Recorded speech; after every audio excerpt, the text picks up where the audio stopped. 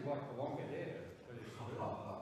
I did a lot of criticism from your side about the hair. Really? Yeah, but some of them, they've got no idea about hair. Well, we haven't been Honourable able to members, Deputy Speaker.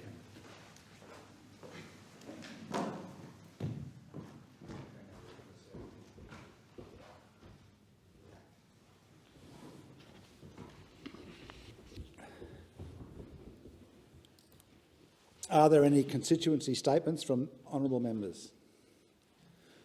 I call the member for Isaacs. Thank you, Deputy Speaker. Today, I would like to pay tribute to the hundreds of Year 12 students in my electorate of Isaacs who begin their final exams this week. I want to acknowledge and congratulate all of them for the dedication and sacrifice they've shown over what has been a very, very challenging year. Usually I'd be attending school graduations at this time of year, which is one of my favourite activities as a Member of Parliament. But sadly, because of COVID-19, it won't be possible this year. The final year of high school is for many students filled with mixed emotions and is a challenging year at the best of times. It draws to a close 13 years of schooling, over which time students have become young adults, forged strong friendships and grown academically. Year 12 students in my electorate and across the country were forced to dig deep this year as they faced the many challenges put before them because of the COVID-19 restrictions. As a result, many students missed out on treasured milestones like their final school camp and the Year 12 formal. I'm terribly sorry that many of you missed out on these important experiences. Yet faced with these challenges, you've shown tremendous courage. The resilience you've developed this year will undoubtedly serve you well in work, in higher education and beyond. I also want to thank the fantastic teachers and support staff for keeping their schools going in such trying circumstances. The care and compassion you have shown to your students demonstrate your dedication in educating our next generation of leaders. I thank you, your students thank you, and Australia thanks you. Finally, I must pay tribute to the parents and carers of Year 12 students for working away tirelessly behind the scenes to support our students. We recognise and acknowledge your hard work and your commitment, and we cannot thank you enough. I'm sorry I cannot be there with you to celebrate your achievements in the final days of high school. I hope that you have received my award certificate folder. I will genuinely miss being there to hand these out in person, as I've done for more than a decade. I'm tremendously excited about your future. Many of you will decide on a future course of study at university or take on an apprenticeship, while others will become young entrepreneurs and start a business. No matter how long it takes, you will find your place. Please know that I and all of us in our community are proud of you. I call the member for North Sydney. Thank you, Mr Deputy Speaker. Like every member of this House, I think over the last 18 months we have seen some extraordinary acts of kindness and generosity by residents in our own electorates. And at its heart, it represents the true spirit of volunteerism alive and well during some of the most difficult times for our nation. I think of my community service centres like Sydney Community Care or the Crow's Nest Centre or the Kirribilli Centre, which have still managed to provide so many services through the support of volunteers. But I also think of individuals who just off their own back acted to support their neighbours, letterboxing their street, offering to provide services like picking up shopping or helping the elderly, or the young teenagers that I saw, young school leavers that I saw, who banded together to do a shopping service for older people in their suburbs. So that's why I'm really delighted that this year, after a break last year, I'm able to continue the North Sydney Community Awards, which I have operated since my election to Parliament to acknowledge volunteers and community organisations in my community. And I want to give a shout out to all residents in my area to think about nominating that special person that either because of the pandemic or more broadly in our sporting clubs, supporting our schools, our hospitals and our community service organisations and our churches has really made a difference to the life of our community. I particularly love to acknowledge those that generally go unacknowledged, often because they don't want it. And through these awards, we have the opportunity to do just that. Nominations are open, and if people would like to get a nomination form, they can contact my office. In line with the times, we even have a QR code now, so you can nominate through a QR code on your phone. And our awards are being held on the 16th of December, and I'm pleased that Shane Fitzsimons, that legend of the bushfire season, is going to be the special guest, because no one really epitomises an organisation based on volunteers like our rural firefighters. Mr Deputy Speaker, I also wanted to highlight the role of community organisations across my electorate, and one of the meaningful ways that we as a federal government support those community organisations is through the Stronger Communities program. Applications for the Stronger Communities program are open now, and these grants really make a difference in the life of organisations that often run on the smell of an oily rag, and particularly now when they haven't been able to do their usual fundraising because of the pandemic. I know these grants are going to be even more important. Community organisations in my electorate can get an expression of interest form from my office. And just to give you an idea, in the last round we were able to support everyone from the incredible ensemble theatre with hearing loops for those hard of hearing, through to Mary's House, a domestic violence service, through to Sydney Community Care, to sporting clubs, to the wonderful scout organisations that have gone through such a resurgence in recent years. It's a great opportunity for our community organisations. I call the member for Oxley. Thanks, Deputy Speaker. This week we heard from the government that they have finally managed to reach an agreement on net zero. After campaigning against any action on climate change for almost 9 years, after days of vicious fighting in the media with Liberal on National Party violence, National on National Party violence, toxic WhatsApp messaging between the government and within the National Party, the government under the Prime Minister Scott Morrison has finally been able to stand up in front of a television camera and announce a plan to reach net zero emissions by 2050, except it isn't a plan.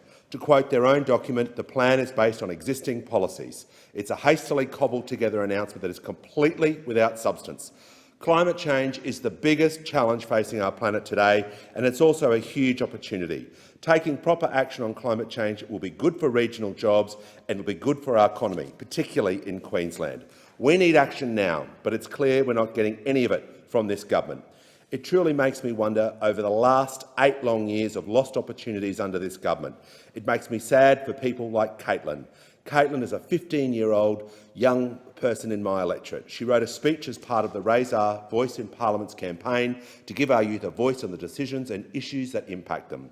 Caitlin, like many people her age, is intensely concerned about the future of her generation and the impact of climate change. I'll let her words speak for themselves. My name is Caitlin. I'm 15 years old and my electorate is Oxley, Queensland.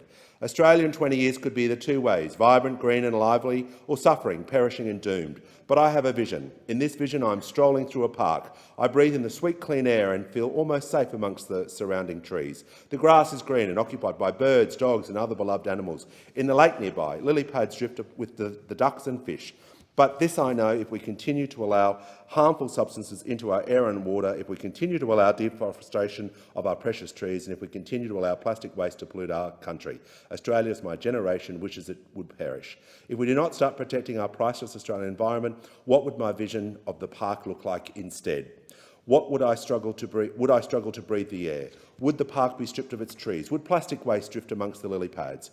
It is the bitter truth that our environment is currently headed down the wrong path, and we are not doing enough to stop it. Our trails of destruction, our overconsumption, our carbon footprint, our carelessness, it has to stop. We must act, and act now. Thank you, Caitlin, for taking the time to write this speech and for your passion for the future of our country. We must listen to the voices of young people. They are the ones who will have to deal with the consequences of the decisions that are being made today. They don't deserve the circus that we've seen from this government. They don't deserve a Deputy Prime Minister by who all reports oppose today's announcement in the Nationals Party room. They certainly don't deserve a government that is too scared to legislate their own policy. Caitlin deserves better. The young people in my electorate of Oxley deserve better, and this nation deserves better. They will get better under a Labor Albanese government. I call the member for Bennelong. Thank you, Mr Deputy Speaker. This week, the state of New South Wales has reached another COVID landmark. The parents of Bennelong have all breathed a collective sigh of relief. School is back. Bennelong is blessed with some of the best schools in Australia. We've got great public schools and the cream of the Catholic schools, schools that predate federation, like Ryde Public, and schools that are brand new, like Smalls Roads. specialist schools like the wonderful Coronga, and giant schools like the soon-to-be-opened Meadowbank K-12 school. From Carlingford at the top of the electorate to the Gladesville Public, our schools are hitting above their weight. Of course, we've got great parents too, but with thousands already working remotely, homeschooling has been an extra element that has stretched the time, capabilities and bandwidths of everyone. This return to school has been long overdue for many. This doesn't just come as a relief to parents. For many students, the last 2 years have been the longest and the toughest they can remember.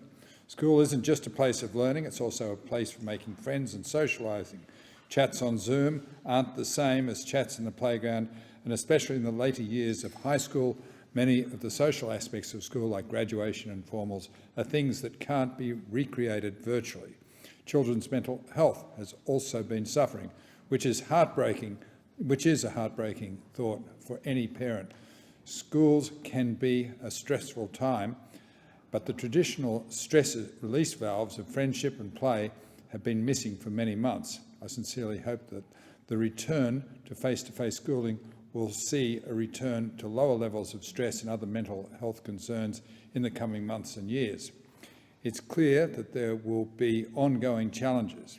We know that a number of schools have already been closed for deep cleaning following positive cases since school partially opened last week. This will continue to happen as we learn to live with COVID. But while the lockdowns are essential and effective at keeping us all safe, as we continue to reach even higher vaccine targets, we must start to open up, and these short-term school closures will be the norm. And as vaccinations get rolled out into children under 11, even these closures will become rarer.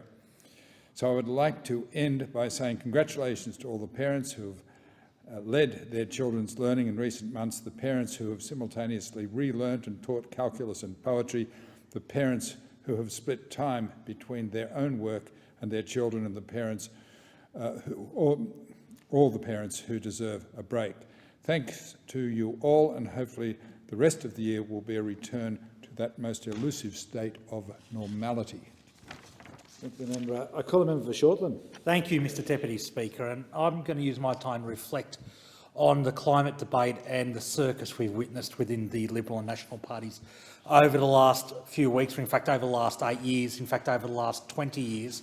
That does a great disservice to the constituents of Shortland. And I want to start with saying I'm incredibly disappointed and shocked by the paradigm that the National Party have set up within this debate, that those in regional Australia are the ones that will suffer because of action on climate change, and that only those in inner city cosmopolitan seats care about action on climate change. Both claims are wrong. Firstly, regional Australia probably has the most to lose if we don't take action on climate change. As the proud representative of the Lake Macquarie region, the largest saltwater lake in Australia and amongst the largest in the Southern Hemisphere, stuck with the seat of Shortland stuck between the lake and the Pacific Ocean, rising sea levels affect my constituency greatly. Other regional electorates, particularly those of a more agricultural nature, face huge impacts on their industry with a warming climate. And also, my constituents are deeply worried about climate change and want action. For example, Helen from Caves Beach recently emailed me saying, "I bet that you have children and do not wish the horrifying future that uncontrolled climate change would bring.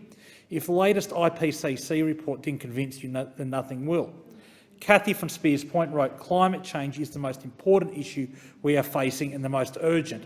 I'm so sick of politicians who are failing to give this issue the priority it requires, giving us political dances when we need urgent action." Finally, Catherine from Ellie Barney hit the nail on the head, with the impact of greenhouse gas emissions on climate is catastrophic. The politicisation of this catastrophe has to stop if this Earth is to survive. The National Party's influence over any decision is ridiculously overweighted. Well, we've got a situation now where the Deputy Prime Minister is opposed to net zero emissions, but is suddenly for it. We've got a party where the Minister for Resources took 30 pieces of silver to drop his commitment, his opposition to net zero emissions, to get a pay bump and get back into National Cabinet. We've got a situation where the government and the Prime Minister released a plan today, a plan so rock solid that the Deputy Prime Minister couldn't stand next to him for the announcement, where the plan contained not a single new initiative, Not a single new initiative. It was a plan to have a plan based on technology assumptions wildly optimistic or mythical future technology improvements. Seriously, the vast chunk of the abatement is future technology, and purchasing offsets both in Australia and abroad. This government is a disgrace on climate change. Nothing they've announced today changes that. They are betraying the future of my constituents. They're betraying the economic interests of this country. They're betraying the environmental interests of this country, and they will go down as history as the worst government this country has ever seen. I call the member for Page. Thank you, Deputy Speaker. Deputy Speaker, the Lismore Chamber of Commerce Business Awards were held recently, and congratulations to Peter Tillett, the owner of Lazuli & Co, who won the categories of Retail and Personal Services, Employer of the Choice and Excellence in Micro Business. The category for Trade, Construction, Manufacturing and also Excellence in Small Business went to Simply Clean. Congratulations to Becky Thompson and Hugh Jones. Melanie Cerrone and Andrew Stevens are the owners of Connect Business Solutions and took out the category for Business and Professional Services.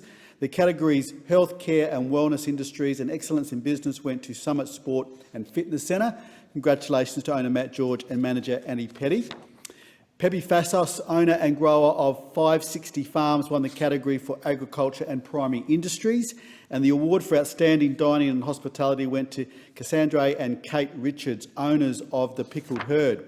The winners for Outstanding Employee category went to Brad Ambridge from Armsign and also Angela Bontia from Casper Services, and Levi Lachlan took out the Outstanding Young Business Leader category for his business Hearn Security, and Hayley Brown won the Outstanding Business Leader category for her businesses Warrior Refrigeration, Horns Gas and Plumbing. And Friends of the Koala were recognised in the category of Outstanding Community Organisation. Outstanding Startup category went to Hanging Rock Flowers. Congratulations to owners Linda Hellebron and Paul Martins. Well done to all the nominees and winners. Deputy Speaker, the Kyogle District Chamber of Commerce recently held their Local Business Excellence Awards. The Agricultural and Primary Industries Awards went to Shane Hickey of Hickey Food Services. Chantel Forbes and Brad Witchard, owners of the Farmers Plate, took out multiple categories, including Retail and Personal Services, Tourism and Visitor Experience, Excellence in Small Business and the Business of the Year.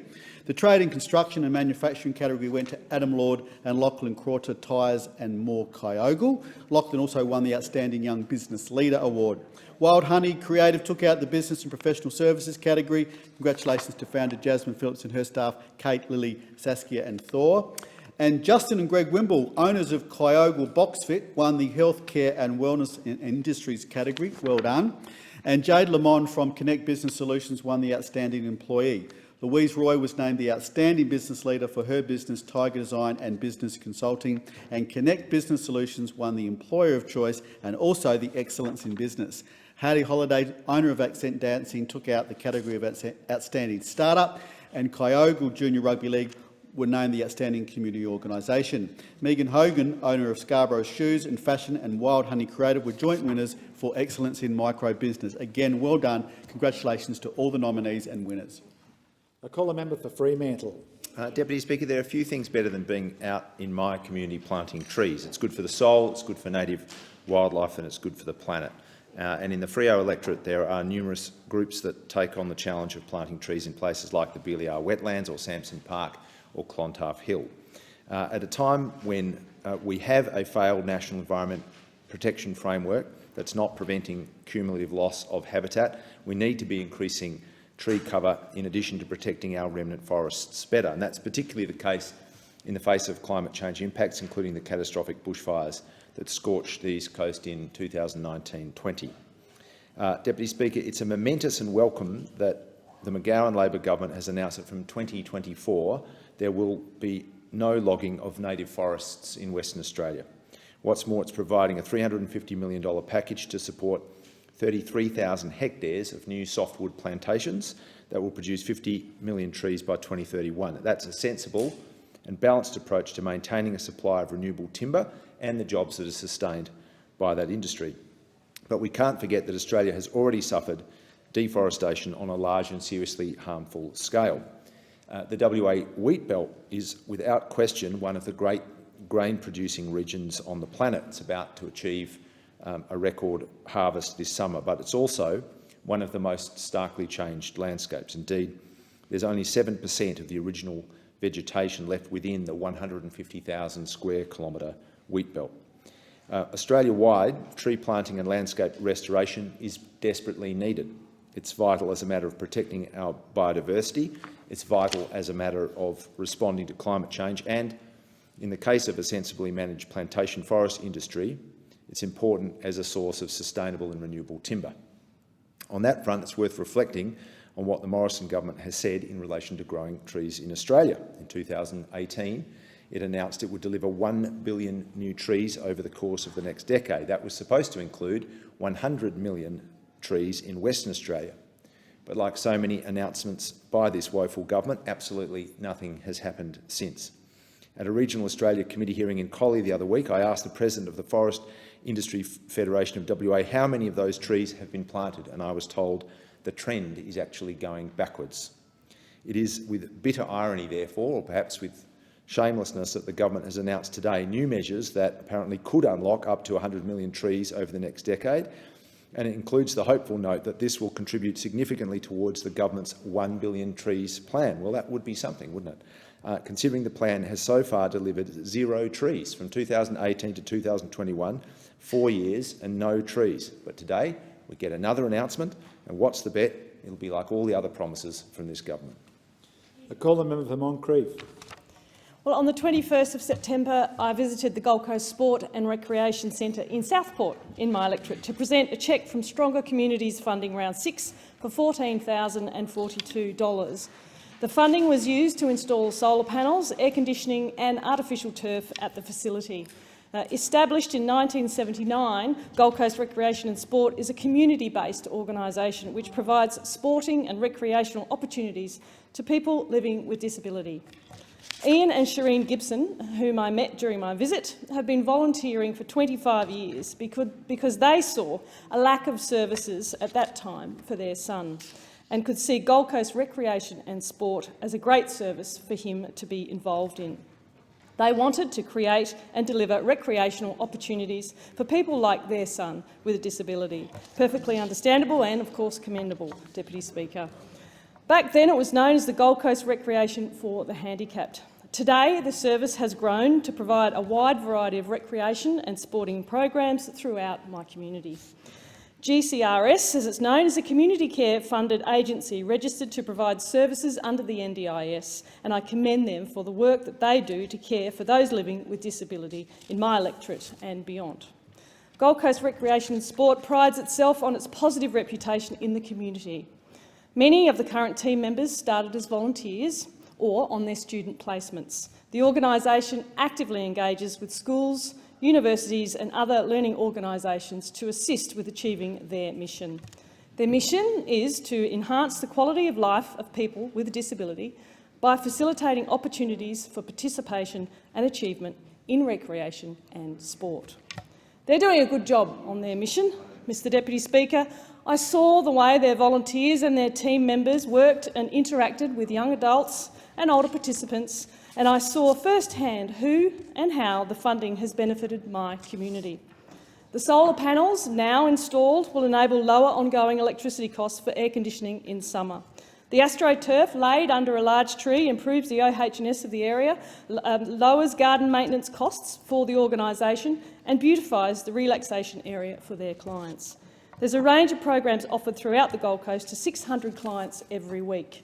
And one of them is the drum lesson on the veranda at Gibson Hub, which is rightly named after Ian and Shireen, the first volunteers, where participants learned to play djembes, which is not only good for their social interaction, but is also good for their coordination skills, Mr Deputy Speaker. So in finishing, I congratulate Ian and Shireen and the whole community volunteer team, to the CEO, Anna Louise Kosolki, who I've known for some time, decades in fact, Mr Deputy Speaker, for the great work she does heading the team, which started with just one employee and now has grown to 138 in our community. I call a member for Canberra. Thank you, Deputy Speaker. Well, today, after 8 years, 3 Prime Ministers and 21 energy policies, our Prime Minister got up almost 2 weeks shy, less than 2 weeks shy of going to Glasgow to announce a plan for climate action. And the problem is, it's not a plan. It is an absolute joke, and Australia has deserved so much better than the circus we have seen from the Liberal Nationals over the last weeks, or frankly over the last 8 years. They have got up with a glossy brochure, what the Prime Minister loves to do best, always about the announcement but with no proper plan for the follow-through. This does not adjust formally the interim target. It will not legislate even the net zero by 2050 commitment.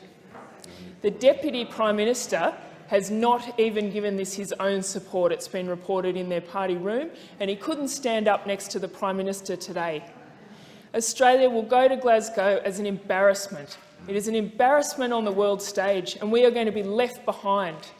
We're going to be left behind because this is a real moment for the world to embrace a transition to clean energy, to decarbonise, and it's a real opportunity for Australia to get those jobs, to get the jobs to come from becoming a renewable energy superpower. That's right.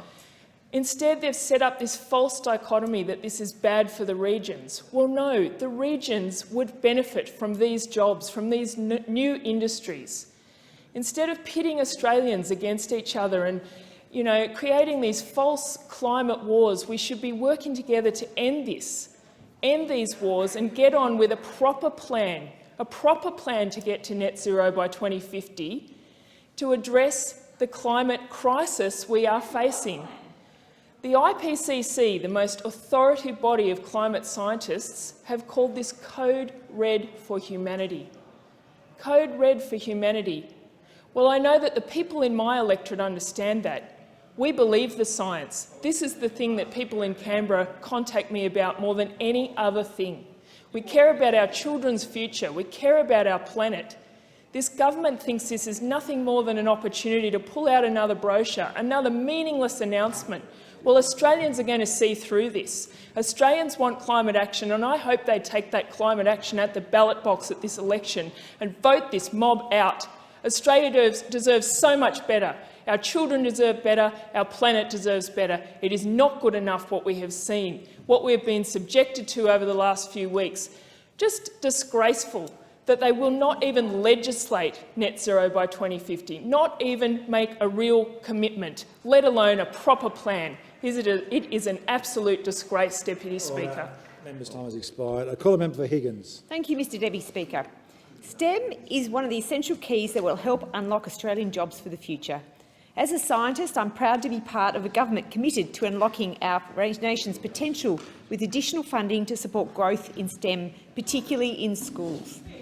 But importantly, our investment in STEM has a laser-like focus on increasing the participation for women and girls, including those from traditionally underrepresented groups, including young Indigenous women. Mr Deputy Speaker, as a female scientist, I want our girls to be geeks. It's cool. And to that vision, Mr Deputy Speaker, recently I convened the very first Go Girls Women in STEM event hosted by Lauriston Girls' School in my electorate of Higgins, bringing together 4 amazing superstars of STEM, and that is the term, who are all champions in their chosen fields of science, technology, engineering and mathematics, and are very keen to smash society's gender assumptions about increasing the public visibility of women in STEM. I want to personally thank the 4 superstars of STEM who are all Higgins locals. Dr Maria Del Mar Quiroga, a research data specialist from the University of Melbourne, Grace Lethlean, co-founder of And Health, a national initiative facilitating commercialisation of new digital health technologies, Crystal Forrester, an aerospace engineer in the Spaces Structures Lead Aerospace Division at the Defence Science and Technology Group, and Dr Jennifer Van Gasken, a research fellow and unit lead at the Centre for Eye Research Australia, for taking the time to answer questions from young aspiring students from schools right across Higgins who are keen to pursue a career in STEM. These 4 superstars of STEM join over 150 women who are role models for young women and girls right across Australia. They've been funded by the federal government to be our ambassadors. It was great to join the superstars of STEM for another virtual event hosted by the amazing students from another school in Higgins, the Sacred Heart Girls' College in Hughesdale. These young women at Sacred Heart Girls College are ready to embrace a career in STEM and took the opportunity to learn from the very best in the field. What inspired these superstars to pursue a career in STEM, they asked. What does a day in the life of a scientist look like? How are women treated in this industry? These were just some of the thought-provoking topics discussed at the forum, and I was very proud to enable that to happen. I strongly encourage all young women across Higgins and Australia to pursue a career in STEM. The Australian Government has committed more than $100 million in funding to increase women's participation in STEM. By undertaking these programs, we're powering up Australia's ability to stay globally competitive, break down gender barriers and help women to get better jobs. Thank you, Mr Deputy Speaker. In accordance with Standing Order 193, the time for members' constituency statements has concluded. I call the clerk. Government Business Order of the Day number 1, Anniversary of the National Apology to the Survivors and Victims of Institutional Child Sexual Abuse. Resumption of debate on the motion moved by the Prime Minister. The question is that the motion be agreed to. I call a member for Newcastle. Thank you, Deputy Speaker. And it's a great privilege to rise in this chamber to speak on this motion on the 3rd anniversary of the apology to survivors of institutional child sexual abuse. As I have on each and every anniversary in this House. I think whilst each year we take this time to gather here in this place, the Australian Parliament, as we should, it's the very place in which the national apology took place, but it's a time for us to critically reflect on progress being made in terms of the implementation of the recommendations of the Royal Commission into institutional child sexual abuse. Just before we go to some of those details, I think it's really worthwhile taking a moment to reflect on the historical context of the apology, and I really want to pay tribute again to the work of the Royal Commission, who really did an extraordinary job, and I have talked to literally hundreds of survivors who gave testimony to that Royal Commission, who tell me repeatedly that that Royal Commission was the gold standard for Royal Commissions in Australia. It was an essential exploration of one of the darkest and ugliest chapters in our national history. So, and in paying tribute to that Royal Commission, of course, I want to acknowledge the former Prime Minister, Julia Gillard, who took the brave move, I think, as one of the final acts of her role as Prime Minister to sign off on this Royal Commission, and of course the extraordinary work by the former member for Jagga Jagga, Jenny Macklem, in seeing this through. It, as I said, the Royal Commission uncovered some of the most horrific abuse of innocent children perpetrated by the very people that they were entrusted to. It was that gross violation of trust that felt so, sat so badly with every Australian. I've got no doubt about that. It was felt very deeply in my community of Newcastle, where, not unlike Ballarat, we were indeed an epicentre of institutional abuse that took place over many, many decades. And there are a lot of very, very traumatised people in my community as a result. Look, there was a national apology reference group formed in order to help craft and shape this apology. I was very privileged to serve on that committee. I was appointed under the then Prime Minister, Malcolm Turnbull, and was joined by a number of parliamentary colleagues, including the former Senator Darren Hinch, former Green Senator Rachel Siewert, and Stephen Irons, a member, of course, of the government, and a whole lot of community people, including the committee was chaired by Cheryl Edwards, Caroline Carroll was on there, Christine Foster, Craig Hughes, Cashmore, Hetty Johnson, Leonie Sheedy and Richard Weston.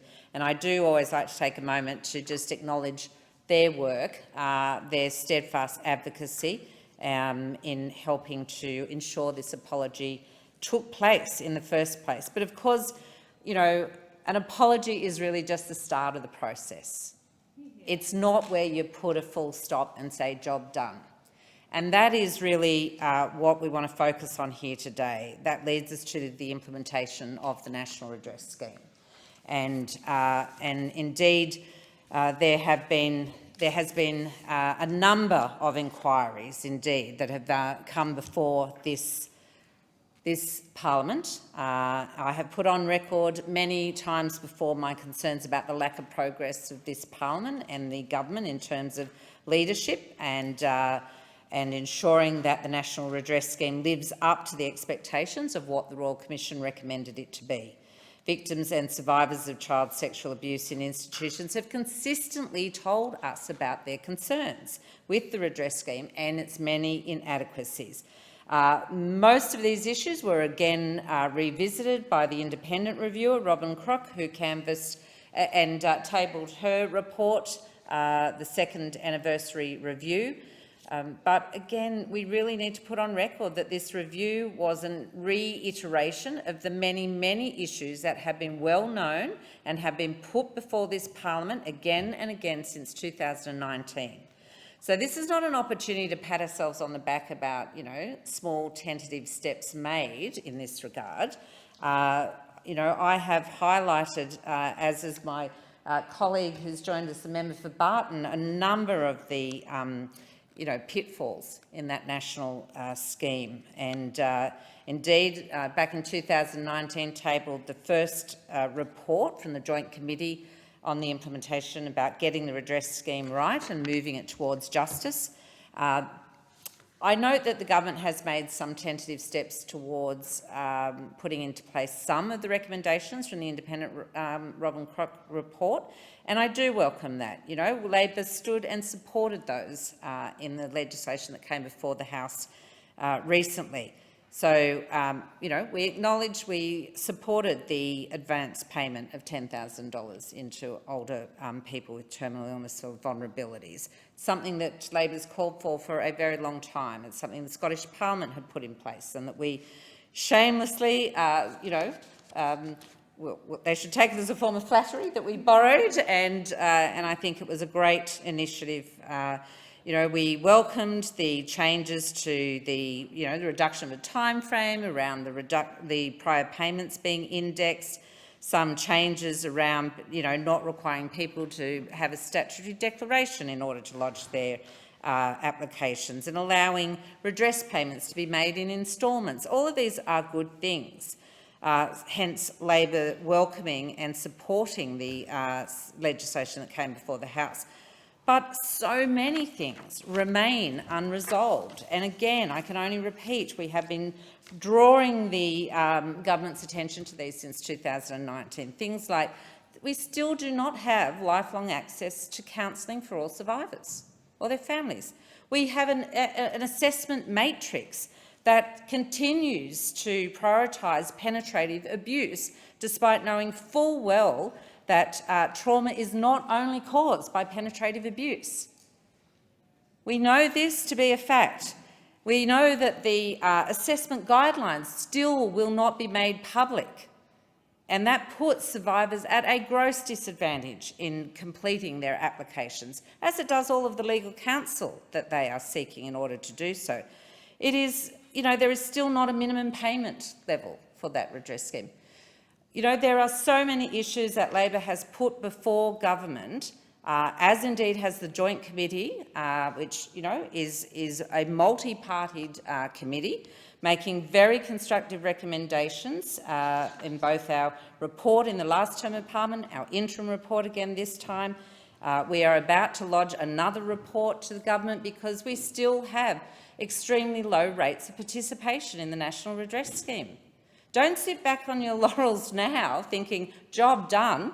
The appallingly low rates of First Nations people participating in the National Redress Scheme are cause for alarm. The Commonwealth still has very, very live questions to answer around its role as a funder of last resort. We are not talking about history here. We are dealing with new cases of abuse that are contemporary, that are occurring today. So let's not think that we have somehow managed to resolve or dealt with issues of prevention, because we haven't. And that really takes me to some of the comments that the Prime Minister made in his speech, where he made an announcement that the National Centre for Prevention of Child Sexual Abuse, that they have finally awarded a tender. Well, terrific. But that is 3 years ago that promise was made. I have had survivors contacting me, asking me what is going on. Well, now I can say at least there's a tender that has been awarded. There's not been a hole dug or anything else, but we do have a tender in place. That is good work, but do not seek to be, get patted on the back for doing a job that is long well overdue. I think for the sake of survivors and their families, we cannot continue a pathway of just ticking boxes to make ourselves feeling like, we're satisfying some kind of checklist. We've got to remind ourselves consistently of the importance of the apology and the tasks that lie ahead to deliver genuine justice for people that were betrayed, had criminal acts against them, and we have a responsibility to deliver justice to each and every one. Order. The question is that the motion be agreed to, and I call the member for Barton. Thank you, Mr. Speaker. Mr. Speaker, it gives me great pleasure to follow the member for Newcastle, who has dedicated herself to this particular issue. The reason that we have the anniversary, the apology, is because we can never forget the task that we have before us to ensure that stories of survivors are not forgotten and that we deliver the justice of the National Redress Scheme and begin their healing, and take action to prevent child sexual abuse now and into the future, as the member for Newcastle said. It was in October 2018 when the Parliament, as one, said sorry. We apologise for all the wrongs exposed by the Royal Commission into institutional responses to child sexual abuse.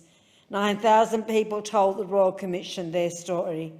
On that day in October 2018, the nation said sorry for these and all the untold stories. These stories brought light into an otherwise dark corner of our history. This was an important moment for the country and for all survivors across Australia. While the nation listened and responded to the truth about our abject failure to protect our children. In Aboriginal culture, truth-telling has an important healing quality. We know that the telling of this truth has been an awakening for the country. That is why it is so important that we as a nation respond appropriately and deliver the needed redress and allow the healing process to continue. This is why Labor very much wants a national redress scheme that works for survivors and works well. Unfortunately, action at the government level in the past has been slow and often lacking. We acknowledge the government's response to the recommendations of the 2-year review into the scheme and its adoption of 25 of the review's 38 recommendations. But the government needs to do more and act more swiftly to implement the rest. Early next year for the final response isn't good enough. It is so concerning to see how far we still need to go before applications are processed and redress is received. Speaking on the anniversary of the apology, the Prime Minister, with a great sense of achievement, reported that as of August 2021, the redress scheme has finalised 6,200 payments, while the original Royal Commission estimated that 65,000 survivors were eligible applicants for this scheme. This outcome falls far short of what is needed, and of greater concern is that this result is only 934 more than were completed when last reported in March 2021. And the discrepancy between applicant numbers and the numbers of survivors continues to raise questions for us about the scheme's ease of accessibility. Why is the government finding this so hard? Labor has repeatedly called for it to fix the identified payment issues by firstly increasing the maximum payment to $200,000 as recommended by the Royal Commission, and to ensure prior payments are not indexed for the purpose of calculating a redress payment. Thirdly, ensuring governments act as funders of last resort, and finally guaranteeing that any review of an offer of redress does not result in the original offer being reduced. But we acknowledge the government has responded to Labor's call, as the member for Newcastle said, to increase its efforts to push recalcitrant institutions to join the National Redress Scheme. At this point, I would also like to acknowledge the bravery of survivors. They told the told and untold experiences they have endured underpin their call for justice and urgent action on redress. I want to again acknowledge the many years of hard work that has been done by advocacy groups on this front. Bring it to the attention of the public, to help educate and to change mindsets. The grassroots work of these advocacy groups has been the catalyst for the change that we are seeing in our nation today, the awakening to the scourge of child sexual abuse. This is why it is important the government act swiftly and finally ensure that the National Redress Scheme process is trauma-informed, more responsive, and most certainly survivor-focused. It is the very least the government should do. Labor does acknowledge, as a member for Newcastle also said, the Prime Minister's announcement for a national memorial to honor victims and survivors. It will be a poignant reminder, as late as it is, to all Australians of what must not happen again, a fitting tribute. But our work on this front is not finished. While remembering the past, we must also look to the present and, of course, the future. The story of institutional child sexual abuse has thrown a light onto the horrifying fact that child sexual abuse continues in this country, often in the child's home. Labor believes that prevention is the key, and efforts on prevention must be stepped up to stop the horror from this happening. We also welcome the Prime Minister's recent announcement to adopt the Royal Commission's recommendations for a National Centre for the Prevention of Child Sexual Abuse, as a member for Newcastle said 3 years late. We await the launch of the government's national strategy to prevent and respond to child sexual abuse, scheduled next week. This 10-year whole-nation framework, and we look forward to it being another step forward in the nation's child sexual abuse prevention planning. But we note with concern reports that the government has not been as inclusive as it should have been consulting with survivor groups and advocates on the national strategy. But it is very disappointing to hear that high-profile and nationally regarded advocates have been excluded from contributing to this important work. These voices must be heard. How else we as a nation succeed? Finally, Mr Speaker, can I say at the heart of Labor's position regarding the National Redress Scheme is that some survivors of child sexual abuse will avoid seeking justice and healing out of fear and shame. This is due in part to the experience of those who do come forward and speak publicly about their experience. Such treatment occurs on every level, interpersonal and institutional, including the very institution that failed to protect them from their abusers. I want those individuals. We want you to know that we understand your pain, we hear you, and we, of course, believe you. Labor has long been calling on the government for lifelong access to counselling support for survivors. Readily available support should be available to any survivor of child sexual abuse. We acknowledge that healing from trauma is not a linear process. Manifestations of trauma are different for every victim and can emerge during various stages of a victim's life. Access to lifelong counselling can help assist survivors in dealing with that trauma and achieve healing.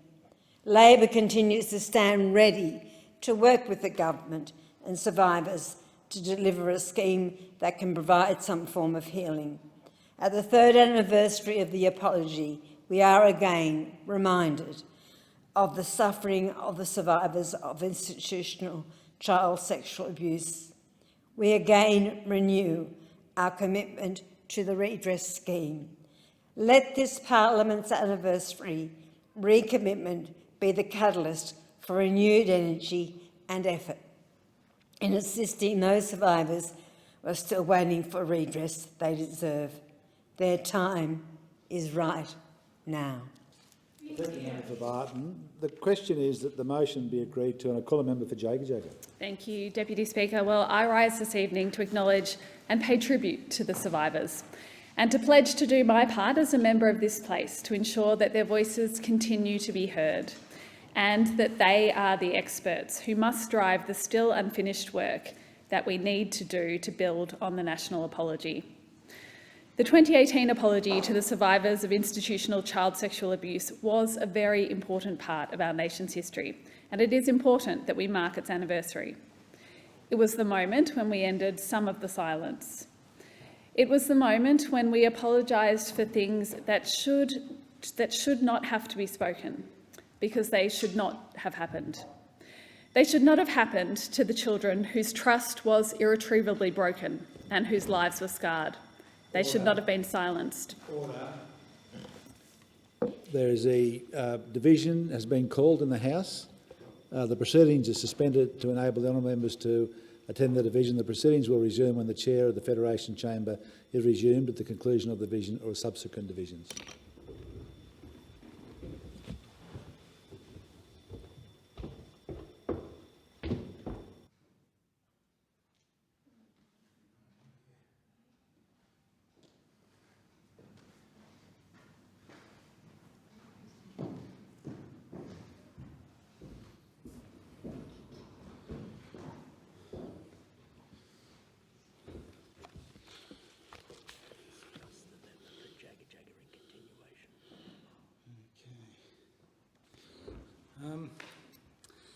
Federation Chamber now commences. The question is that the motion be agreed to, and I call the member for Jaga Jaga in continuation.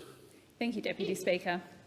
Well, the 2018 apology to the survivors of institutional child sexual abuse was a very important part of our nation's history, and it's important we mark its anniversary. It was the moment we ended some of the silence. It was the moment we apologised for things that should not have had to be spoken because they just should not have happened. They should not have happened to the children whose trust was irretrievably broken and whose lives were scarred. Those children should not have been silenced, or they should not have not been believed. They are the ones who we should have been protecting. They are the ones who we should have wrapped our collective arms around, not the perpetrators, the people who were moved around, who were protected, and who were allowed to keep acting with impunity. Deputy Speaker, our Australian of the Year, Grace Tame, powerfully said earlier this year, "Well, hear me now." Ms Tame, I echo the words of Labor leader and member for Grayndler when I say, we hear you and we thank you for your advocacy and for your courage.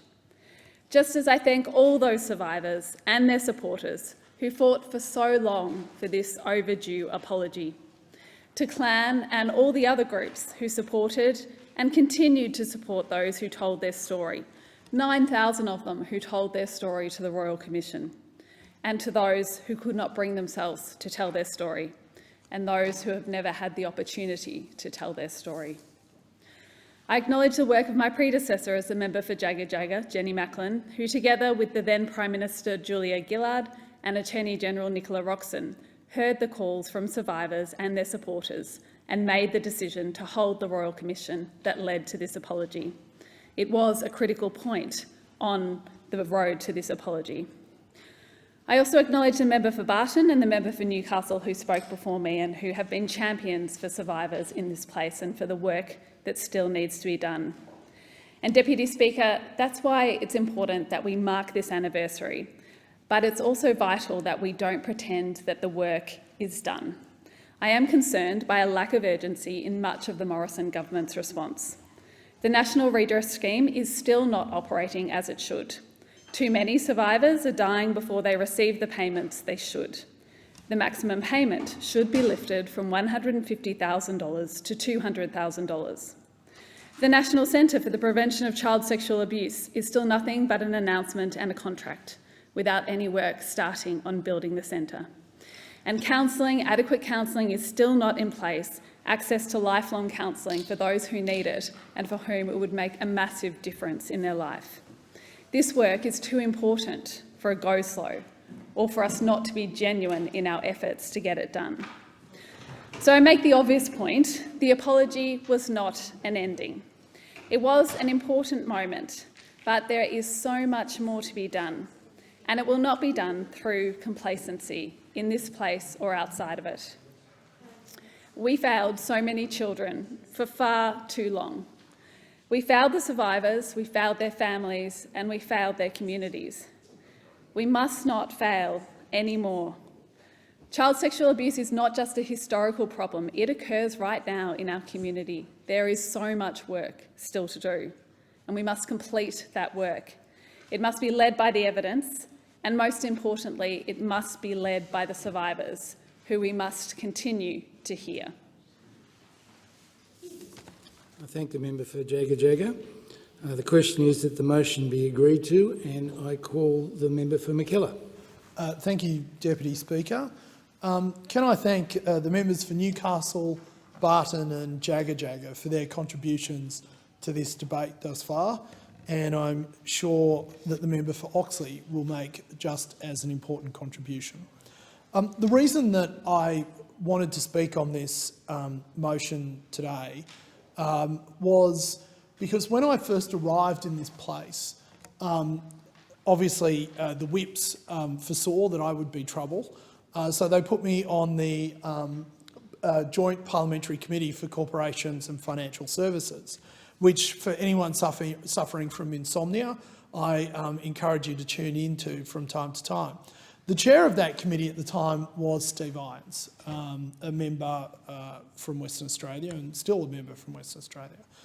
Steve Irons is without doubt one of the great people of this parliament. His sincerity and humility and his willingness to act in the interests of others, of the institution and his community, above himself, remind me of a lot of what the priests used to tell me when I was at school that we should do if we are to be good people. Mr Irons' story, or Steve's story, is well known to many in this place. His brother committed suicide because he couldn't deal with the trauma that he had been through. And Steve's story of having to bury his own brother is an extraordinarily powerful one. And so I've always been inspired by Steve. And I want to recognise Julia Gillard and Nicola Roxon in this respect. Deputy Speaker, as you know, I'm not a great fan of Royal Commissions. I think that the legal fraternity in this country has a lot to be ashamed of, quite frankly. And they are not the best people at examining and providing care and compassion. However, the Royal Commission into institutional abuse, or the response to child sexual abuse that was initiated by Prime Minister Gillard, I think is one of the most important Royal Commissions we've had in this nation. Not because it behaved like a Royal Commission, but because it didn't behave like a Royal Commission. It became very much a commission that wanted to hear the stories of those people who had suffered at the hands of people who had been entrusted to protect them. And that in itself provided a bridge from the past to the future. And so I think it is incredibly important that this Parliament recognise the brave decisions made by others that have led us to this moment. It was 3 years ago that then Prime Minister Turnbull stood in front of the Parliament and apologised with the former Prime Minister Gillard, as I remember it on the floor of the Parliament, appropriately, for the suffering that those children had endured when those who should have known better looked the other way. I personally think it was a very powerful moment. Why do apologies matter? Because you cannot enjoy you cannot be fully reconciled with the present until you have recognised the problems of the past and the hurt of the past. That is why apologies matter, because we will not build a great nation. Our journey towards becoming a perfect nation is stalled until we recognise those things that we have done previously that created unnecessary harm and hurt. So our national apologies have always been important days of reckoning. So when we apologised to the stolen generation, it was an apology for the racism, cruelties and injustices inflicted on our First Nations people. When we apologised for forced adoptions, it was an apology for the shame and the stigma and the brutality that forcibly splitting a parent from their child caused. When we apologised to the forgotten Australians and former child migrants, it was an apology for the unconscionable cruelties experienced by children removed from their families and placed in institutional homes.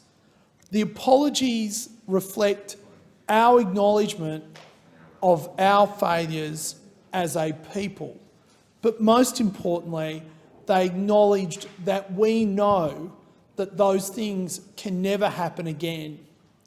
So we are a people who live in a liberal democratic society. For those societies, for our societies to flourish, we must ensure that we take upon ourselves the importance of recognising that we are not only capable of extraordinary cruelties and mistakes, but that we are also capable of making those things right. Truth was always at the heart of the apology to victims and survivors of institutional child sexual abuse. And that is what the Royal Commission into Institutional Responses to Child Sexual Abuse, initiated by Prime Minister Gillard, was all about. So when thousands of people came forward to describe their experiences, their pain, their anguish, it was actually more than them. It was about all of us and what we needed to do as an entire community to ensure that those who come after us will never suffer in the way that those people did, and to ensure that this Parliament, whenever it is deliberating and considering on policies and proposals, remembers how we did so much wrong in that time, in that place, by not listening, by not understanding, and in the end, by not knowing. Thank the member for McKellar. The question is that the motion be agreed to, and I call the member for Oxley. Thank you, Deputy Speaker. When the national apology to victims and survivors of institutional child sexual abuse was delivered in this Parliament in 2018, it meant many different things to so many different people. To those of us who heard the horrific and tragic stories out of the Royal Commission, it was an expression of grief for the pain and suffering of children. And it was a promise that we would do what was in our power to ensure that never again would childhoods be violated by the people and institution kids are supposed to trust. For survivors who were ignored for so long, it was a moment to be heard, to be acknowledged and to have their experiences listened to. And for the people of Australia, it was a moment of reflection upon the failures of our institutions and our leaders to protect children from the vilest of acts. For too long, victims were not heard and they were not heeded. Their voices were silenced when those with more power more credibility spoke over them. However, many refused to be silent. And since this apology, Mr Deputy Speaker, our nation has been fortunate enough to hear from the magnificent Grace Tame, who has used her platform as Australian of the Year to once again bring the realities of child sexual abuse to the forefront of the national conversation. There's so much power in silence being broken. We saw it in so much testimony, and we saw it before the Royal Commission into institutional responses to child sexual abuse. Over 5 years, the Commission was contacted by 16,953 people who were within the terms of reference. It heard from 7,981 survivors of child sexual abuse in 8,013 private sessions. It received 1,344 written accounts and referred over 2,500 matters to police. The Royal Commission led to the national apology when both the government and the opposition stood together to say on behalf of Australia, "We believe you, we are sorry." Of course, an apology cannot undo the suffering, it cannot change the past, and it cannot erase the memories. It cannot bring back the many people who have lost as a result of their abuse, but it can go a little way to lifting the burden, to start doing the path of reconciliation. But along that path must lie action. We've said sorry, now we must do what is in our power to ensure that the scourge of child sexual abuse is stamped out and the wrongs of the past are addressed. The announcement of a National Centre for the Prevention of Child Sexual Abuse goes some way towards this goal as the implementation of the National Redress Scheme. However, we would not be doing our job as an opposition if we do not highlight where we believe this government could be doing better. I'm proud to stand as a member of the Joint Select Committee on implementation of the National Redress Scheme. And, Mr Deputy Speaker, joining this Joint Select Committee has been probably the most rewarding thing I've done as a Member of Parliament. Understanding and listening to survivors, their supporters, and also the amazing groups that support these survivors has been truly inspirational. And earlier this year, I expressed my concern that the government had not committed to implementing all the recommendations of the second anniversary review of the National Redress Scheme. The review was conducted independently by Ms Robin Crook AO, who delivered her report to the Minister at the end of March this year. In conducting her review, Ms Crook met with 81 survivors. She heard from support services, government agencies and ministers. In total, this review received 226 submissions, on top of their commissioned feedback study in which 503 survivors, support groups and institutions participated. Using this significant insight into the scheme and the impact that its processes and operations have upon survivors, this review was able to collate a list of recommendations. Now, Mr Deputy Speaker, unfortunately, many of them have not been implemented. And what the review identified is that, as it stands, the implementation of this scheme is flawed. Its functioning is so complicated and slow that we face the very real risk that survivors may die before they see a single cent. Those who've been able to navigate the process also risk re-traumatisation. So, whilst it's good that this Parliament comes together to acknowledge the magnificent work of the former Labor government, as we just heard from the member for Mackellar, and the Prime Minister and the Minister and a number of speakers have spoken about the Royal Commission and spoken about the trauma, they also need to own up to the fact that the government is not delivering on what they promised. This is political, but it must be said. This government has let down survivors. They haven't delivered what they wanted. They have delivered a scheme that is too complex to navigate and hasn't seen the uptake for the numbers that we expected. Reforms need to be made with a sense of urgency. The maximum payout of survivors should be lifted from $150,000 to $200,000. That some organisations have resisted entering the redress scheme is absolutely disgraceful, and I wholeheartedly support the government in taking action against them. This scheme is just too important to get wrong. We know how important it is to the survivors of institutional child sexual abuse. It was a long time coming when it was first introduced, and we must continue to ensure it is working in the interest of victims and their healing.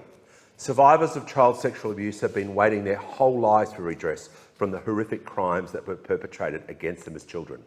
Growing up in a privileged middle-class family in southern suburbs of Brisbane, in Holland Park, with loving parents and an older brother and sister, with a joyous childhood, going to school, being fully active in our community, I have no understanding or no comprehension of what it would be like to be in an institution. I have no understanding of what it would like to be an abused child who put their trust and faith in people that were supposed to be looking after them. I cannot imagine what that would be like.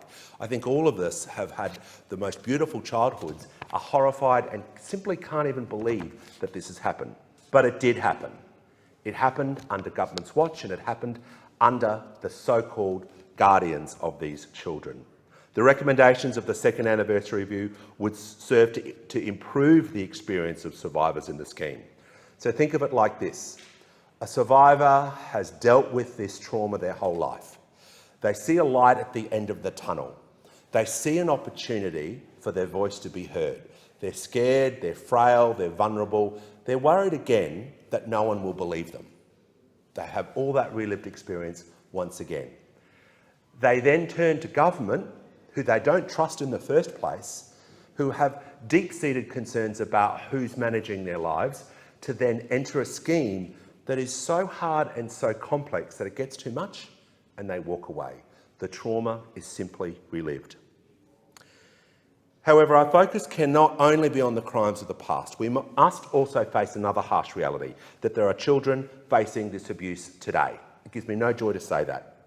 The eSafety Commission has found that children's online safety has worsened during the time of pandemic lockdowns.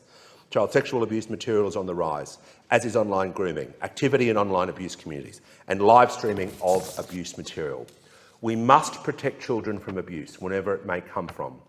The National Apology must be more than an anniversary, where politicians, from the Prime Minister to the Leader of the Opposition, hop on their soapboxes and talk about what has happened. We must commit to do more. And it must be a reminder that children deserve our protection, and we must do everything in our power to give it to them. Let's get this right now, for the sake of the survivors, for their loved ones, and for the many children who deserve to grow up in an Australian free from child sexual abuse and violence. Today, I commit once again to do that. I thank the member for Oxley. There being no further speakers, I call the member for Higgins. I move that the debate now be adjourned. The question is that the debate be adjourned. All those in favour say aye. All those opposed say no. The ayes have it. I call the clerk. Committee and delegation business. Order of the day number 1. Report of the Joint Standing Committee on Northern Australia. Resumption of debate. I call the member for Fremantle. Deputy Speaker, I'm glad for the opportunity to speak on this report. It's a very serious and timely piece of work. I recognise at the outset the effort and commitment of all committee members. It's notable that the committee has undertaken the inquiry in hard-working and hard-hitting fashion and has delivered a set of focused, meaningful recommendations. It's timely in the sense that it comes close on the heels of one of Australia's greatest cultural tragedies, the destruction of rock shelters at Juukan Gorge on the land of the Putukunti Kurama and Pinakura peoples, two distinct Aboriginal ownership groups that are collectively referred to as the PKKP peoples. As anyone who followed the awful events of last year would know, the site destroyed, that dated back some 46,000 years, had contained some quite unbelievable cultural material, including a kangaroo bone tool that was 28,000 years old, 10,000 years older than any similar artefact that has been discovered, a plaited hair belt that was 4,000 years old, think about that, an item that, for reference's sake, comes from twice as long ago as the birth of Christ, with genetic links to traditional owners today. This is history and heritage that was rightly described as being of immeasurable significance.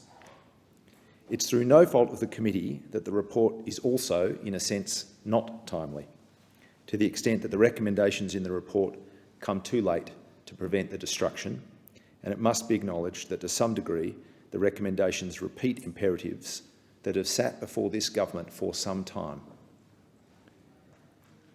This tragedy, which might as well be called a fiasco, occurred through multiple failures. Failures by Rio Tinto, failures of our National Indigenous Heritage Protection Framework, and failures of administration within the Minister for Environment's office. If any of those errors had been avoided, the tragedy might not have occurred. And underlying those failures is the larger issue of disempowerment of First Nations peoples, which persists in Australian life today and requires serious cultural change. Through reconciliation and truth-telling and institutional change, including constitutional change, all the things that were touched on in the Uluru Statement from the Heart, which this government first invited and then dropped like a stone. That is a matter of stinging shame, an abdication of leadership and of responsibility. This deep and unaddressed cultural failure, the disempowerment of First Nations peoples, bled through everything that was wrong in the circumstances of Juukan Gorge. Let me quote from the committee report on the recognition of this enduring problem in Australian life. What was missing from Rio's decision-making process was the voice of Aboriginal and Torres Strait Islander people. The committee does not want to make this same mistake. The committee has prioritised the voices of Aboriginal and Torres Strait Islander peoples throughout the report.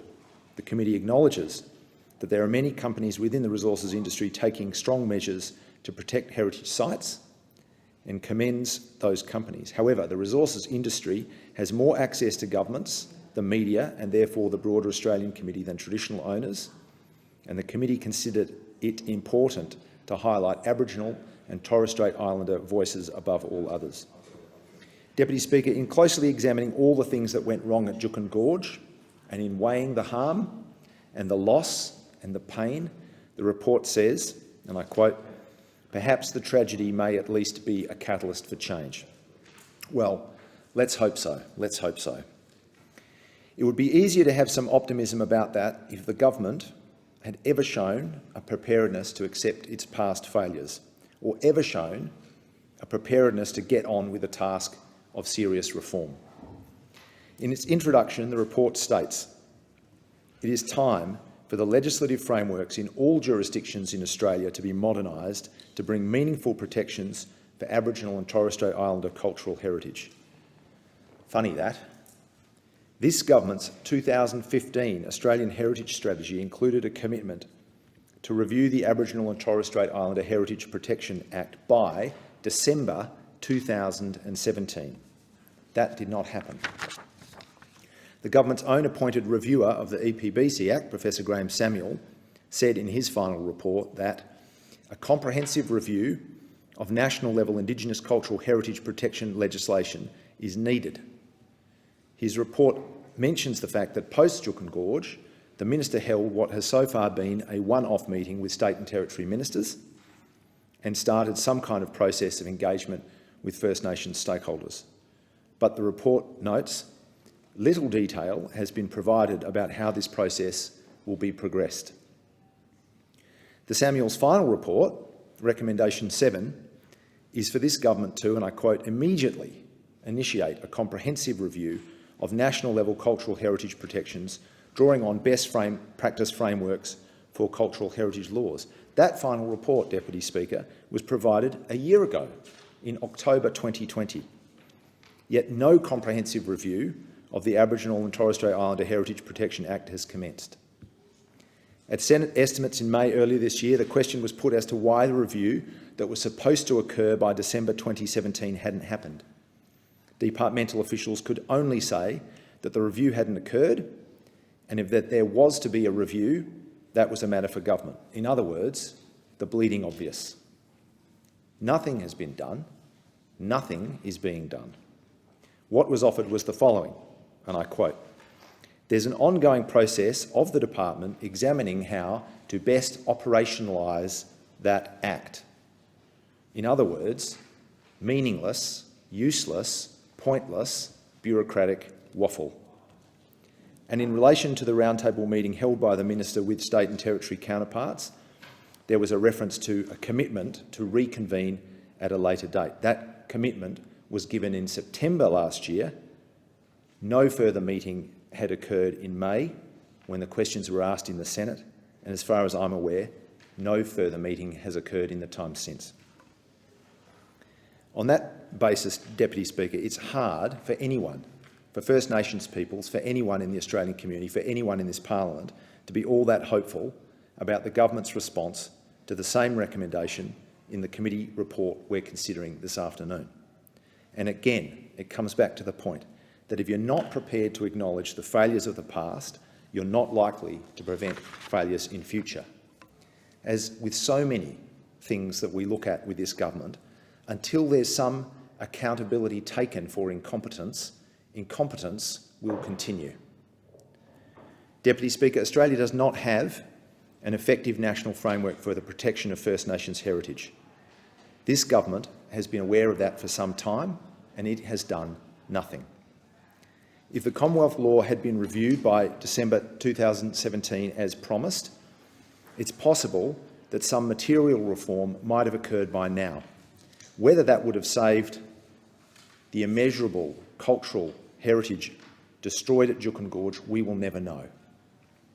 When representatives of the PKKP got in touch with the Minister's office seeking emergency intervention before the rock shelters were destroyed, under the law that's supposed to provide exactly that kind of last-minute protection, no one even bothered to get back to them.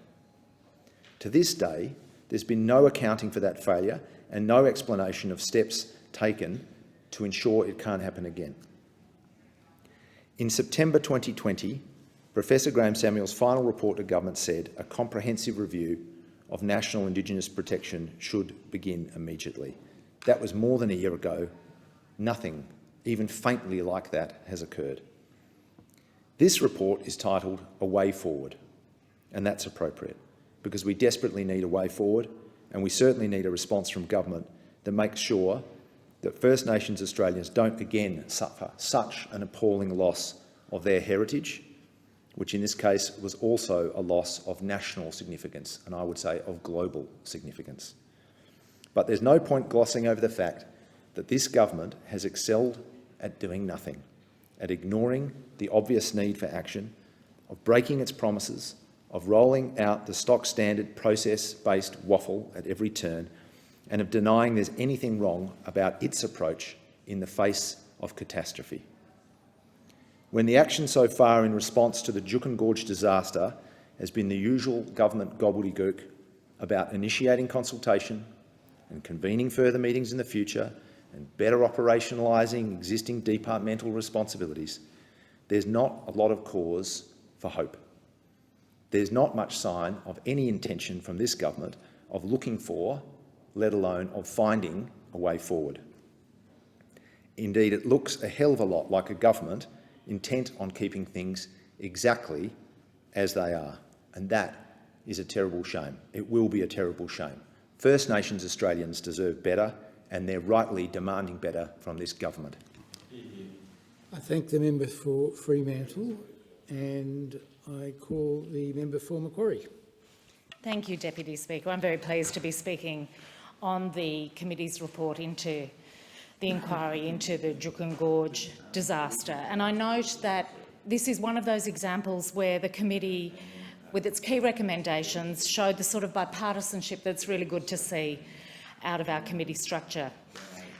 Deputy Speaker, I want to start by repeating a quote from the committee chair, the member for Leichhardt. He spoke to the ABC and he said it was inconceivable that Australia had not developed proper protections for sacred sites.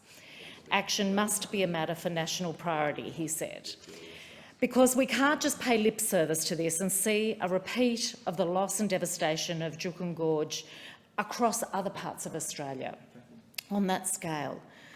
A 46,000-year-old site of global, cultural and archaeological significance was destroyed when Rio Tinto exploded Juukan Gorge. What the committee has found by the inquiry that the explosion triggered was that it wasn't a one-off. The report describes it as one of countless instances where cultural heritage has been the victim of the drive for development and commercial gain. It also found failures at every level of government and recommended urgent change to stop the destruction of Aboriginal heritage sites across the nation. The member for Leichhardt describes the disaster as a wake-up call that there are serious deficiencies in the protection of Aboriginal and Torres Strait Islander cultural heritage. As Senator Pat Dodson says, the committee spent a lot of time on the ground with traditional owners and Aboriginal communities and were moved by the lack of power that they had in the situation they found themselves in. In his view, this report highlights the systemic nature of the injustice that's been perpetrated on Aboriginal people by inadequate cultural heritage law. This report and its recommendations for urgent change are particularly relevant to my electorate and the work that's currently being done on assessing the impact of raising the Warragamba Dam wall. And there are lessons in this report for us. The quality of the assessment of the impact on Aboriginal heritage has come in for criticism. It's estimated that around 1,200 culturally significant sites could be affected by the proposal. The Greater Blue Mountains World Heritage Area Strategic Plan recognises 14,000 sites and possibly 14,000 years and possibly 22,000 years of Aboriginal occupation in the area. Reading about the way traditional owners felt about what happened at Juukan Gorge really resonated with me, and when I heard Kazan Brown, a Gundungurra traditional owner whose great-grandmother was the last Aboriginal person to leave the Burragorang Valley before it was flooded to build the original dam, and about what she says about trying to have a voice in the current process, and that's what's come through this report, an inability to have a voice.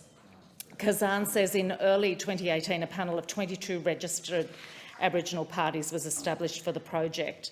But she was not part of the panel and she was only involved in 4 consultation meetings and felt as though she'd been locked out of the project. We couldn't get on the survey team. It was like people who had a real connection to the place were not included. It was really, really horrible.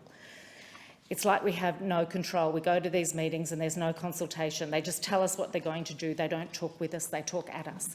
So these same things that this committee has found, which it says are repeated in countless times, we're seeing happening here as well. Kazan, as she describes the area that could be inundated if this dam wall raising goes ahead, describes it as a place full of culture. My grandfather used to call it our Vatican, she says. The river is our creation story. All along the river there are spots. And I think reading this report, you can see it's wrong to think about it as simply loss of a natural feature of the landscape. Auntie Sharon Halls, a Gundungurra elder, said the same when she described for the New South Wales parliamentary inquiry into the wall raising what's at risk. And she talked about being an Aboriginal connection to country with our songlines and everything in it that will be destroyed. She talked about the creation stories that are connected, and of the 15 waterholes in the creation story, 11 were destroyed by the filling of Warragamba Dam in the 1950s. If the dam wall is raised, she says that 2 of the 4 remaining waterholes that the creation story describes will be inundated.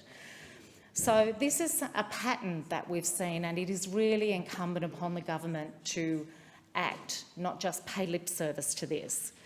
We're seeing multiple pieces of evidence that, to me, sound like the sort of thing that the committee has found with Juukan Gorge. Things that point to the New South Wales government's efforts to ensure adequate investigation and assessment of the impacts is seriously lacking. One example would be that there's no assessment about the significance of certain sites. And Michael Jackson, an archaeologist and cultural heritage advisor, describes it that the significance assessment was done by one person who only spent 1 day in the field and who had no discussions with the archaeologists involved in the field survey, not one discussion with about any of the sites. There were no discussions with the Aboriginal community.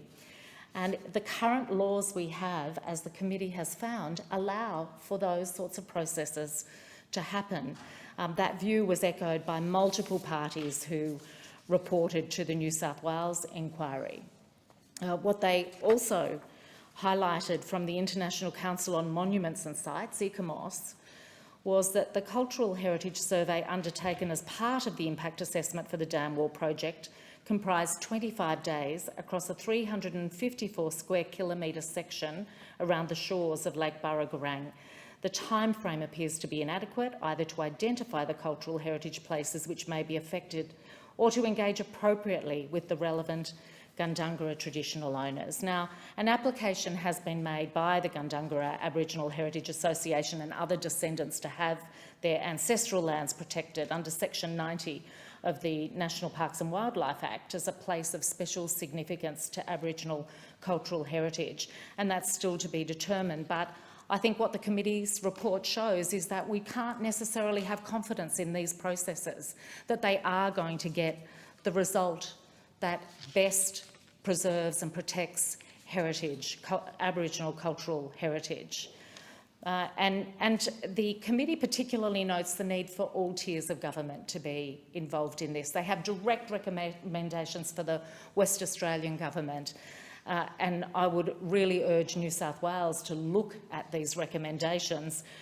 One of the New South Wales Department, the Heritage Department's own briefing notes, they blasted their own government and said that the consultation with traditional owners was inadequate and modelling was needed to determine the likely impacts on cultural heritage from inundation. So this is what we're seeing again, and none of us want to see another Juukan Gorge where too late people say, oops, we shouldn't have done that.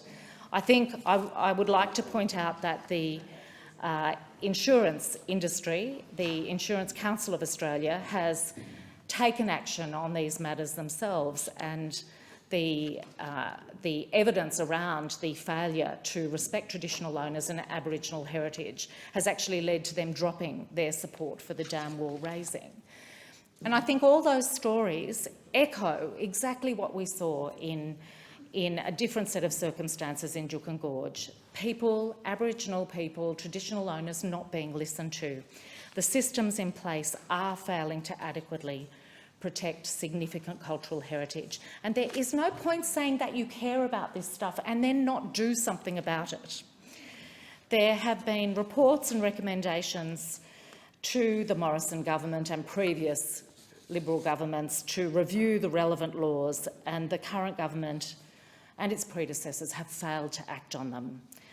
The loss of such significant Aboriginal heritage, as we saw in Juukan Gorge in Western Australia, is a real tragedy.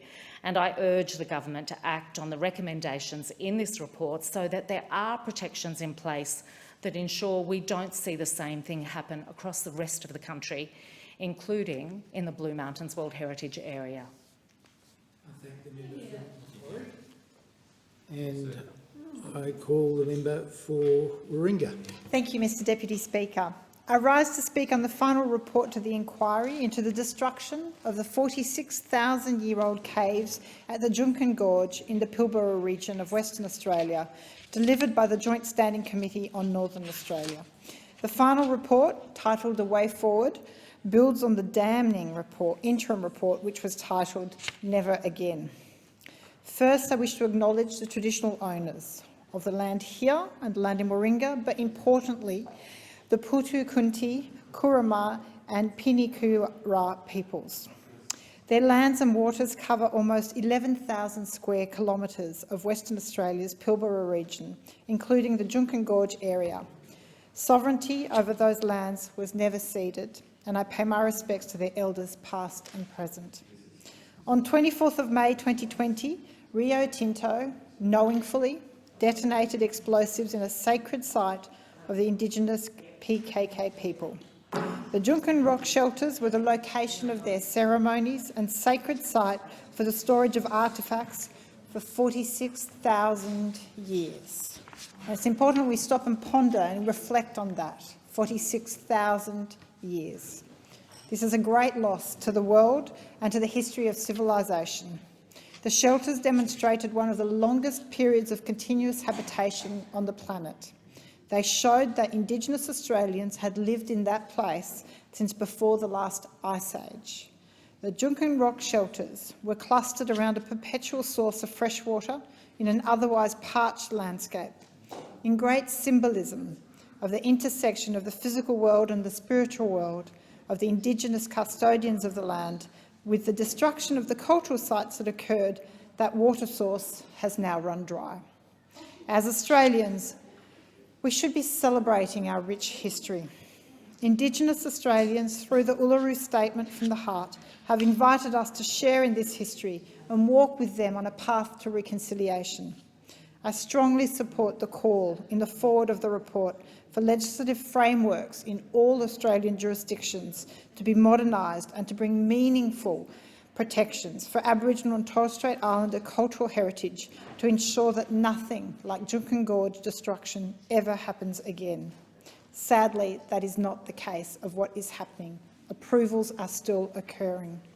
The committee recommended that the Australian Parliament legislate for an overarching Commonwealth legislative framework based on the protection of cultural heritage rather than its destruction. And I would argue that this legislation should be prioritised with only a few sitting weeks left of this 46th Parliament. The government should consider reforms to environmental protection along those lines. The report highlights that states have failed, and that's a concern that I and many others have in relation to the existing reforms proposed by the government to the Environment Protection and Biodiversity Conservation Act, which seeks in fact to remove Commonwealth protections and have single-touch approach driven by the state legislation. When the states have failed so dramatically, and this report recommends that the Commonwealth establish nationally consistent legislation and establish standards, I would ask why they continue to pursue the absolute opposite course of action through their legislative agenda in the Senate. We saw shameful conduct by the government this year in relation to the EPBC Act amendments and a complete lack of willingness to follow the very strong recommendations and stronger environmental and cultural protections. The committee also recommended a set of standards and best practice in the management of cultural heritage sites and objects be established and endorsed by Commonwealth, state and territory governments. This is a national standard and it should be established. One of the tools that is recommended to assist with this is the use of the Indigenous Rangers program. Only a few days ago I wrote to the Minister of Indigenous Affairs advocating for an expansion of the Indigenous Rangers program, following advocacy from constituents in Warringah on the issue. We're calling on the government to double the number of Indigenous Rangers over the next 10 years, to create a fund for ranger training, capacity building, networking and infrastructure costs, to double the funding for the Indigenous Protection Area program over the next 4 years, and ensure equal employment opportunities for women rangers by 2030. The recommendations argue for the authority for oversight of the decisions relating to culturally significant areas, that these should be transitioned from the Minister for the Environment to the Minister for Indigenous Australians. When one looks at the outcome of Juukan Gorge, it's clear that the current decision-making process of having this in the hands of the Minister for Environment failed dismally. There's no other way of describing it, and so it should be transferred. This approach, as we heard in the inquiry, is part of the failing of the system, because there was confusion created by the current system of approvals.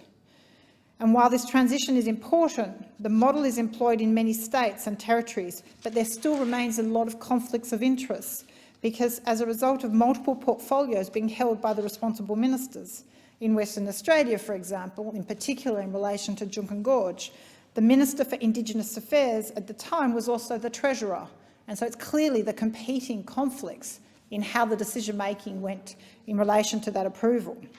In South Australia, the Minister for Indigenous Affairs is also the Premier. Clearly, again, a conflict. It results in conflicts of interest between the state's finances and revenue from mining and the destruction of cultural sites and the imperative to, in fact, protect and preserve cultural sites. So I urge the federal government to ensure that such conflict does not arise should this recommendation be implemented. Recommendation 6, which recommends that the Australian government develop a model for a cultural heritage truth-telling process, is welcome. However, it needs to be viewed in the bigger picture of recognition of Indigenous people. I would posit that the Uluru Statement from the Heart and that process would be the most effective model for the development of the cultural heritage truth-telling process. Enshrinement of the Indigenous voice in the Constitution is an important first step to that model. It was something that was much debated prior to the last election, and yet no progress has been made in this 46th Parliament by the Morrison government. The Makarrata, which would be a venue in this House for Indigenous people to oversee policies and legislation that impact them, would be the most effective form of truth-telling process. It would be an active voice and one that would give individuals, governments and companies a clear avenue for engagement with Aboriginal and Torres Strait Islander cultural heritage issues. We need to do more to celebrate our history. And we hear a lot from the Minister about how we should have a positive view on Australian history. But where he completely fouls his portfolio is the recognition, in fact, of our cultural history, of our Indigenous history. In my view, there is a complete lack of education, awareness, respect and celebration of the deep cultural heritage of Aboriginal and Torres Strait Islander people.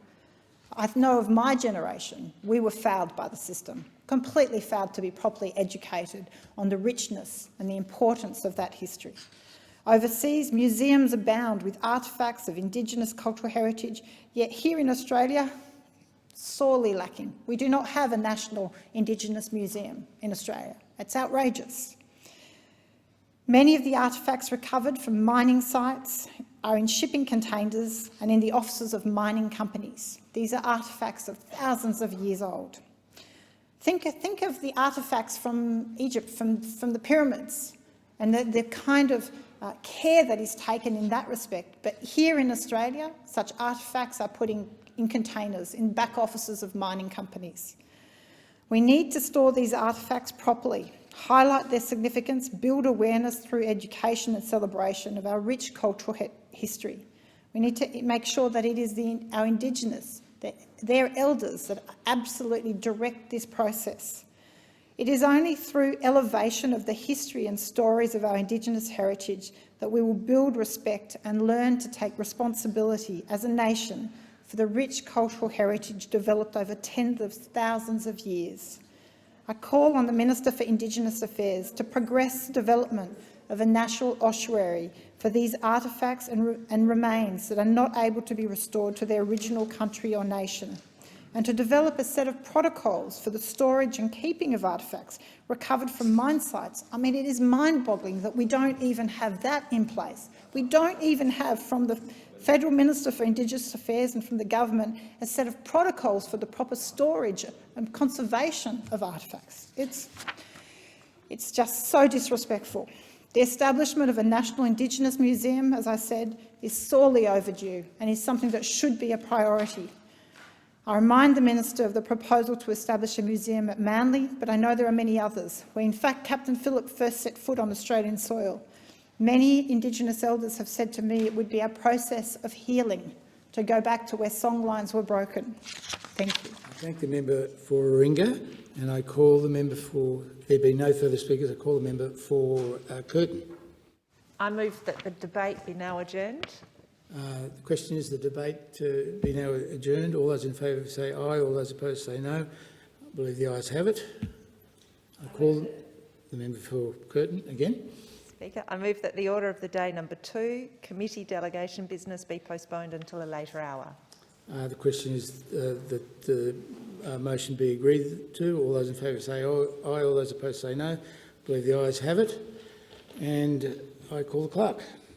A government business, order of the day number 2, grievance debate. Thank you. And I now call the member for McNamara. Thank you very much, Acting Speaker. It's great to be back here in this place as a Victorian, but it has been an almighty 2 years in the great state of Victoria. And I remember at a similar time last year, Acting Speaker, I actually had returned to this place after a stint where Victorians spent in lockdown, and people forget that Victorians last year achieved something remarkable when, at a peak of 725 cases a day, Victorians managed to bring that down to 0, and we experienced a summer of relative norm and a summer where people were able to reunite and businesses were able to catch their breath a little bit and have people through their doors and have the great city of Melbourne alive, and of course the beautiful parts of regional and rural Victoria connected with the great parts of our state. And then this year the Delta variant arrived on our shores, and after what was also a remarkable achievement by the people of Victoria, where we were able to squash the first couple of Delta variants, by the second or third, this variant, strong grip on our state took hold, and we spent the next few months in lockdown as we desperately tried to catch up in our vaccination rollout. And I do believe we are entering into a new phase in this pandemic. I don't believe that anyone seriously thinks that this pandemic is over, and I know you would appreciate this, Acting Speaker, that we are now entering in the vaccinated stage of this pandemic, and it is a stage where, unfortunately, people on their own accord are choosing to keep themselves vulnerable and their families vulnerable. I have a number of families in my electorate who made the decision to not get vaccinated and now are facing the absolute devastating reality that many of them are finding themselves sick, including members of their family in hospital, in ICU. And I just want to wish anyone who is in Victoria right now and in my electorate of McNamara who is currently unwell with the coronavirus, and there are several hundred cases locally, I wish them all a speedy recovery. But as we enter into this new phase of the pandemic, I did want to take this opportunity in this grievance debate to first of all say thank you to the incredible efforts of Victorians and the sacrifices that people have made in order to keep our state safe. It has been the most difficult couple of years that I can remember in my few decades in the great state of Victoria. It's been isolating, it's been difficult, it's been made much harder by some of the politicking that we have had here from Canberra.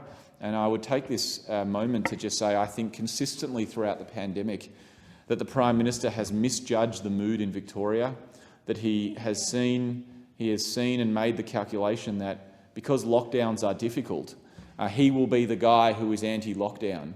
Now, of course, no Victorian wants to be in lockdown, and I hope to never, ever go back into lockdown. But the Victorians knew who was there in the difficult days and who was there not necessarily making all of the decisions that they liked, but willing to turn up and make the decisions in order to help keep Victorians safe, and that certainly wasn't the Prime Minister of this country. And that has consequences. It has consequences because now I think we have, perhaps at no other point in our history, a nation more divided under the leadership of Scott Morrison, the Prime Minister.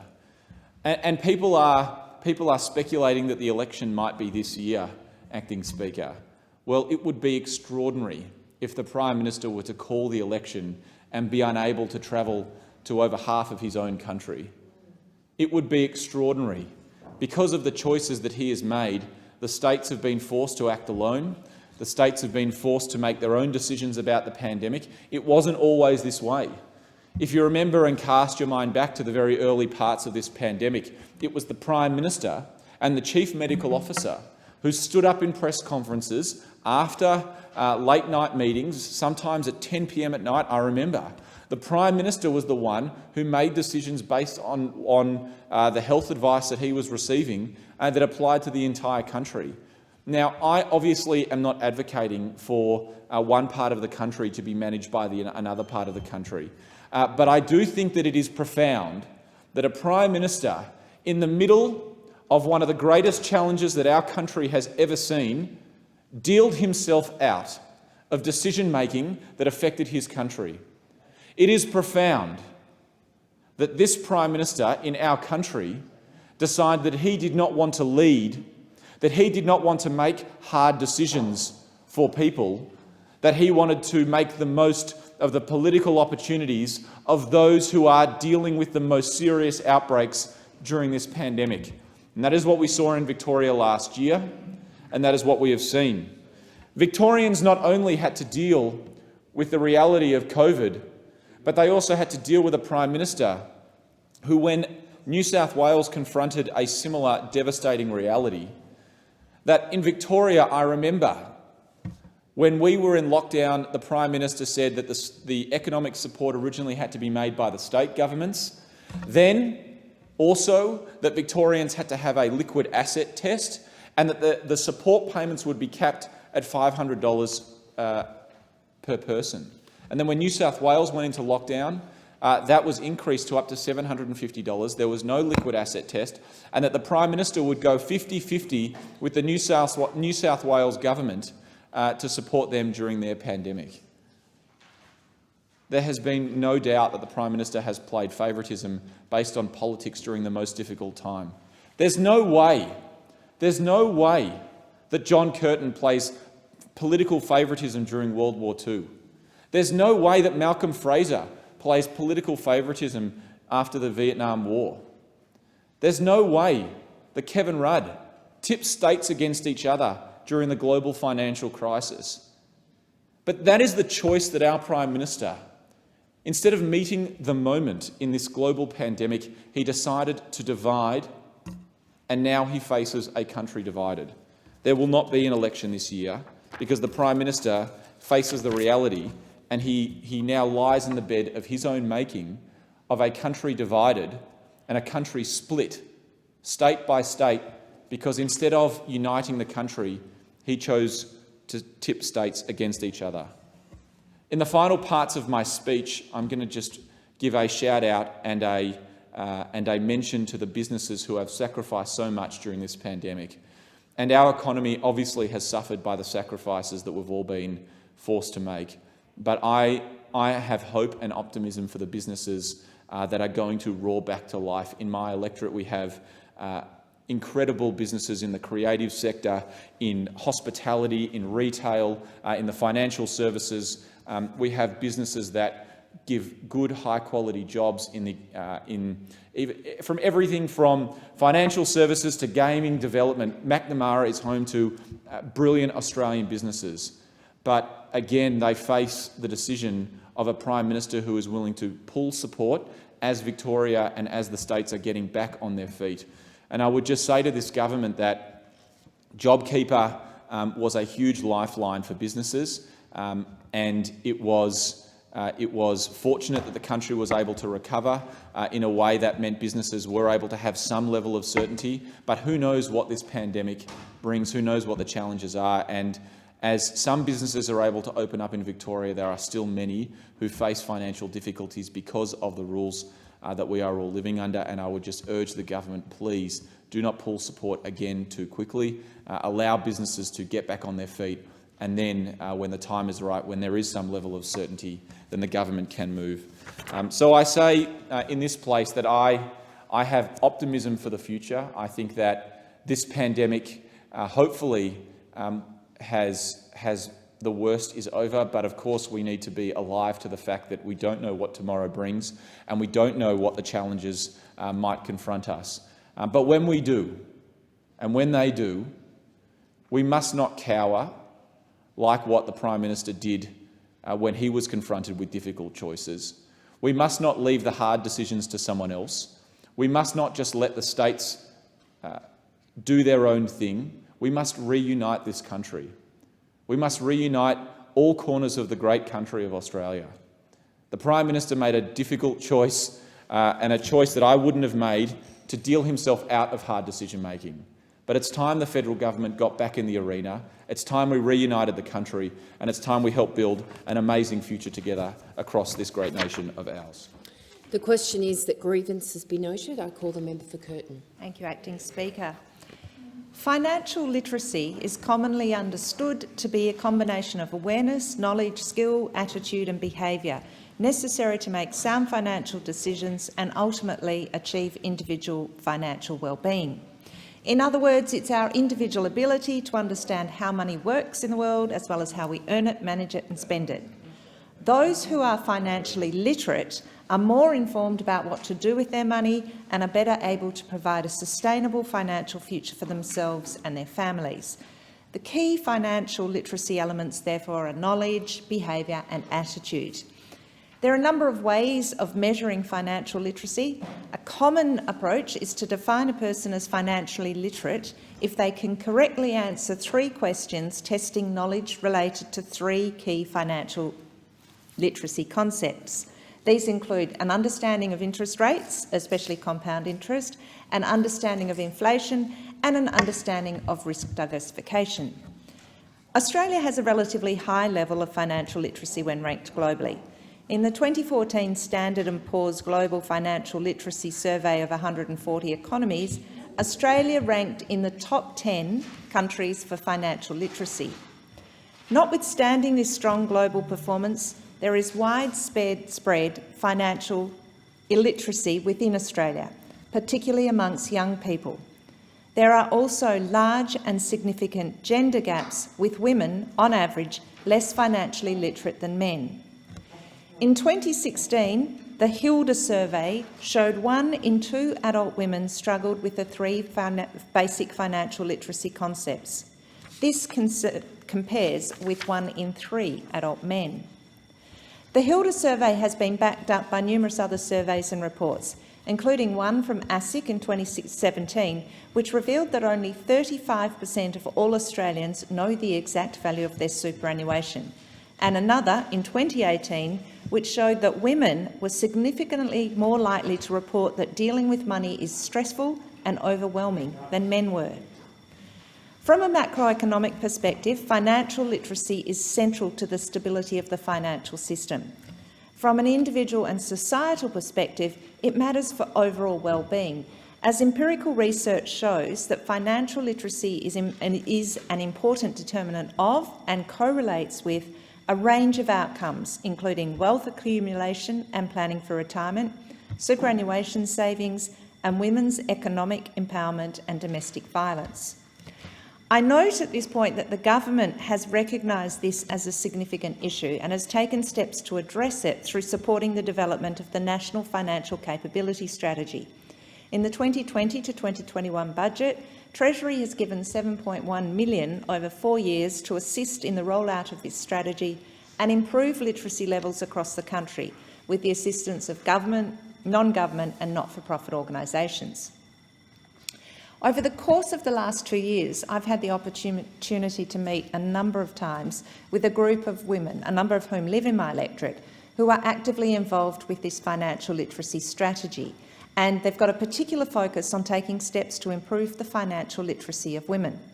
These women, including Tricia Lee and Elisa Fia, have formed a not-for-profit organisation called Financial Toolbox, with the aim of building the financial knowledge and skills of Western Australian women to give them independence and freedom of choice throughout their lives. With Professor Lynn Beasley as ambassador and the principal partner, the Chartered Accountants of Australia and New Zealand, Financial Toolbox is powered by a team of passionate and dedicated volunteers. And it's important to note that they are doing this in the context not only of the low levels of financial literacy, but also the stark facts that the national full-time gender pay gap is 14.2%, but in WA it's much higher at 21.9%. On average, WA women have less than half the savings of men, and a third of WA women currently retire with 0 superannuation. The Financial Toolbox provides financial education which is independent and unbiased, as they are not related to any financial organisation. Their education events and resources are prepared through the generous time provided by financial expert volunteers, including accountants, lawyers and financial advisors. Now, not content with providing general financial education for women, the Financial Toolbox is also committed to addressing the invidious position that many women in family and domestic violence situations face when seeking to leave the violent relationship. The statistics in relation to family violence are overwhelming and don't need repetition in detail here. Suffice to say that 1 in 4 women, Australian women, will experience some form of domestic abuse in their lifetime. In Australia, that translates to roughly 2.6 million women, or more than 265,000 women in WA alone. And experiencing violence also has significant implications for not only the victims but also their children, families, friends and co-workers. Now, the founders of Financial Toolbox recognise that given that 80 to 90% of women who seek support for domestic or family violence are also subjected to financial abuse, thousands of women are lacking the financial independence and confidence to leave abusive relationship. And so the Financial Toolbox created Your Toolkit as their response to family and domestic violence. Your Toolkit is an important and all-encompassing web-based resource providing free, accessible and practical information on personal safety support and referral services and on money matters. The unique point of difference with Your Toolkit is that it provides all the information women need at various stages of their journey facing domestic violence in the one place.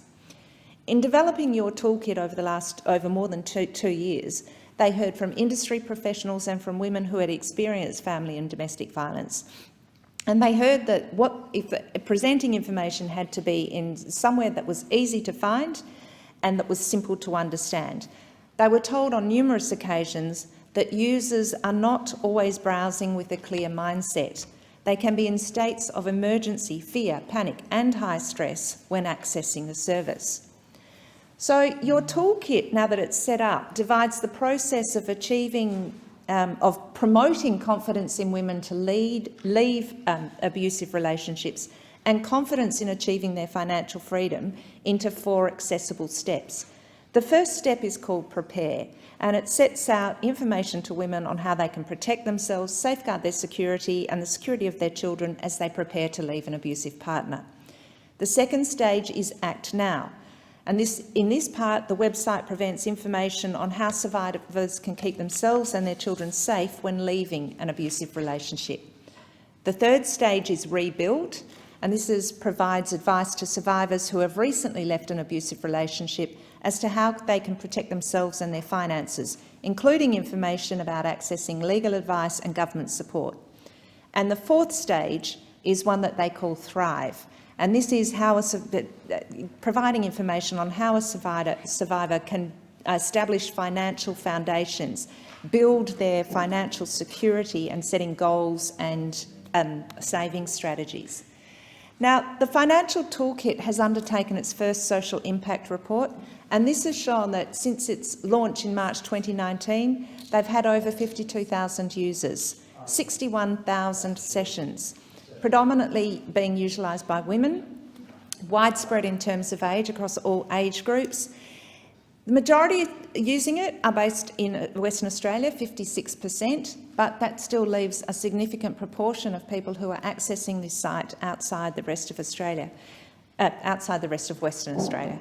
Of those who've answered the questions, specific questions, 55% have experienced or are at risk of experiencing domestic abuse. The qualitative results of the Social Impact Report show overwhelming support from industry participants, and there are also testimonials from women with lived experience, including this. Thank you for doing this work. This work is incredibly important. There are so many women I know who would love to say thank you but can't. They're voiceless. So I speak for all of us when I say thank you. It's incredible and it's amazing. Now, with this immense demand for Your Toolkit, Financial Toolbox are looking to make this service truly national, hoping to build a database of resources and organisations relevant for survivors across the whole breadth of Australia. And given the quality of the work that they have done on this matter, I am going to be strongly supporting all of their attempts for funding to continue and expand this program because it is and can be a lifesaver. Thank you, Deputy Speaker. The question is that grievances be noted. I call the member for Jagga Jagga. Well, thank you, Deputy Speaker. It has been a really difficult time in our country for so many people, and it continues to be for so many people. In my community in Melbourne, we are now emerging from lockdown and we are very much hoping for brighter times ahead. But what's concerning me as we emerge is that there is a gap where we should have leadership. And there is a gap where the Morrison government's failure to have a vision for how we rebuild our country coming out of this pandemic is something that I think is very concerning for my community and for our country as a whole. As our community reopens, people do want to be able to look to the future with confidence. They want to know what their jobs look like. They want to know what our country will have the capacity to make, what our industries will look like. They want to know that their kids and their grandkids will be able to get good jobs, the sort of jobs that lead to the security that lets them start to build their own family and to buy their own house.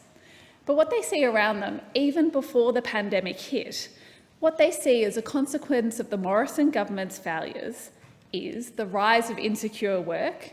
We see the gig economy, where people are working 2 or 3 jobs just to try and make ends meet, where low wages are standard, where people work without entitlements, no holidays, no sick leave, insecure work. And this is a problem across sectors, but it's also particularly a problem in industries that employ a lot of women and who we've praised as being at the front line of this pandemic, but where actually workers are working in very insecure and difficult conditions, such as retail, such as our aged care workers, such as people working in early education and disability care. People, as I said, who we have praised for being on the front line of the pandemic, but who we are not protecting with the types of secure jobs and conditions that they deserve. People also see the consequence of wage stagnation. We now have the weakest annual growth in wages on record. We have 85,000 fewer Australians in apprenticeships and traineeships than we did when this government came to power. And we have a manufacturing base that's shrunk and thousands of manufacturing jobs lost. And these are things we could and should fix so that all of us in our community can lead a good life. And as we emerge from this recession, we should take the time to make, and the opportunity to make, the economy and our society stronger, to make it more inclusive and more sustainable than it was before the pandemic. And Deputy Speaker, Labor's up for this challenge, and our track record shows that we can deliver. Unfortunately, the track record of the Morrison government shows that it is not up to the challenge. The pandemic demonstrated just how important it is that we make things here in Australia. We've had supply chains disrupted. We know at the start of the pandemic there were concerns around whether we'd be able to source enough PPE because we just don't make those sort of things here in Australia. We've had whole industries that we've lost. In fact, we rank dead last in the OECD for manufacturing self-sufficiency. And this is a government that goaded the car industry to leave our shores. And I've spoken with local manufacturers in my electorate about the impact of that decision, about the impact of manufacturers packing up, being told by the government, hey, if you can't do it alone, get out. And what they've told me is it wasn't just those people who were doing the big manufacturing of the cars. It wasn't just Holden or Ford. What it was all the suppliers to them who were part of a complex chain that meant there was work at a number of local businesses, but also that there were skills tied to that work, and that's what we've lost. And people who run manufacturing businesses in my electorate have said that has been a huge loss to the capability of our country, and obviously a huge loss to employment and to the prospect of people having good and secure jobs in our country. So I've been talking about manufacturers in my electorate because they have been working through this pandemic, and they are ready to step up and they are ready to emerge to the other side and to deliver on the brighter future that we should have. They're ready to embrace the opportunities that are there. Some of the manufacturers and industries in our community, Lovett Technologies, who I visited earlier this year, who are manufacturing components for the world's biggest aerospace companies. Leeson Group in my electorate, who produce solar technological innovation to accelerate the energy network's transition from carbon to renewables. Australian Plastic Extensions, who are doing great things to change the way we recycle plastic in this country. And then I have all the people tied to training and skilling people up. Melbourne Polytechnic, who's creating job pathways for people learning skills and getting on with apprenticeships. Our health precinct, where we're doing amazing research at the Olivia Newton-John Centre at the Austin and with La Trobe Uni just next door. All of these industries and organisations would absolutely benefit from a government who was supporting their efforts and looking at the big picture of how we recover from this pandemic. They need a government that's on their side and that is interested in what this country looks like going forward, and that has a genuine plan for what this country looks like going forward. And that's why I'm really proud that an Albanese Labor government would rebuild our nation's manufacturing industry, and that we do have a comprehensive plan that would create jobs, boost vital skills, and bring that sort of industry expertise that I was talking back on shore and supercharge our national productivity. Our plan, A Future Made in Australia, is a blueprint for local manufacturing jobs and skills, and includes investing in a national rail manufacturing plan so that we're making more trains in Australia. It includes a defence industry development strategy so that we leverage the defence investment in this country. It includes an Australian skills guarantee, and this is really important. As I was saying, we've lost 85,000 skills and apprenticeships positions since this government came to power. Those are young people who don't have a pathway into secure work. Those are older people who are looking to retrain and reskill but can't get access to the skills and apprenticeships that they should be there. So our skills guarantee would give apprentices, trainees and cadets a foot in the door when it comes to work on major projects. It would ensure that 1 in 10 jobs on major federally funded infrastructure projects are given to apprenticeships, trainees or cadets. Deputy Speaker, over and over at the moment when I'm talking with people in my electorate, they're both excited about coming out, but they are worried about what the future looks like. They do want to see a pathway to skills, a pathway to good jobs. They want to know that we in this country will take advantage of the opportunities that are before us. And of course, it's a line that we've used often in this place, but that's because it's true. The biggest opportunity in front of us, the opportunity that unfortunately this government is just letting pass on by, is the world's climate emergency. The world's climate emergency should be Australia's jobs opportunity. Instead, this Morrison government is letting it go by, producing a pamphlet, not a plan, a scam, a political cop-out from a government who is prepared to have the Deputy Prime Minister Barnaby Joyce lead its plan, who doesn't have a plan for us to take advantage of these jobs and these industries of the future. They've really given up. What I've been talking about is an absence of leadership in this entire space of skills, training and future employment and industries. And their attitude towards how we tackle the climate crisis really highlights the gap, the lack of leadership and the opportunities that this country will miss out on because the Morrison government isn't doing the work. And again, Labor would do the work. We have a plan to support 10,000 new energy apprenticeships. Apprentices who would choose to train in new energy industries will receive up to 10,000 up to 2,000 on commencement and 2,000 a year for up to 4 years afterwards, including on successful completion. And this will help to increase the uptake of apprenticeships in these areas and also retention and completion. And this could happen across industries including rooftop solar installation, large-scale renewable projects, energy-efficient upgrades to homes and businesses, green hydrogen, renewable manufacturing, and relevant agricultural activities. There are so many opportunities here for this country, but we are going to miss them because this government isn't serious about tackling climate change. They've come to some sort of half-hearted commitment to net zero with absolutely nothing behind it, and it is just not good enough. Labor also has a plan to invest in a $10 million new energy skills program. So we'll tailor skills training to the specific needs of new energy industries. What an idea, that there's opportunity to have here and that there's a role for government to back that in and help it develop. Labor is really clear that the future for Australia should be strong. There should be good, secure jobs for everyone in our country who wants it. There should be a pathway for young people to know that they will have a career, that they can be retrained into a new job, and that they will have the type of work that means they can lead a good life, that they can buy their own home, have their own family, and feel safe and secure. That is not what we are getting from this government at the moment. What we have from this government is an absence of leadership, a lack of vision for the future, and opportunities that are just passing us by. The question is that grievances be noted. I call the member for Lindsay. Thank you, Madam Deputy Speaker. In Western Sydney, now is the time to put the puzzle pieces of opportunity together. Western Sydney has the opportunity to create and sustain more local jobs for local people, be at the heart of the new era in manufacturing, stay at the forefront of emerging industries, and help people to get into their first home so they can live where they work and they don't have to move out of our wonderful community. And educate and train our kids in the world-class institutions that we have in Western Sydney and prepare them for the jobs of the future.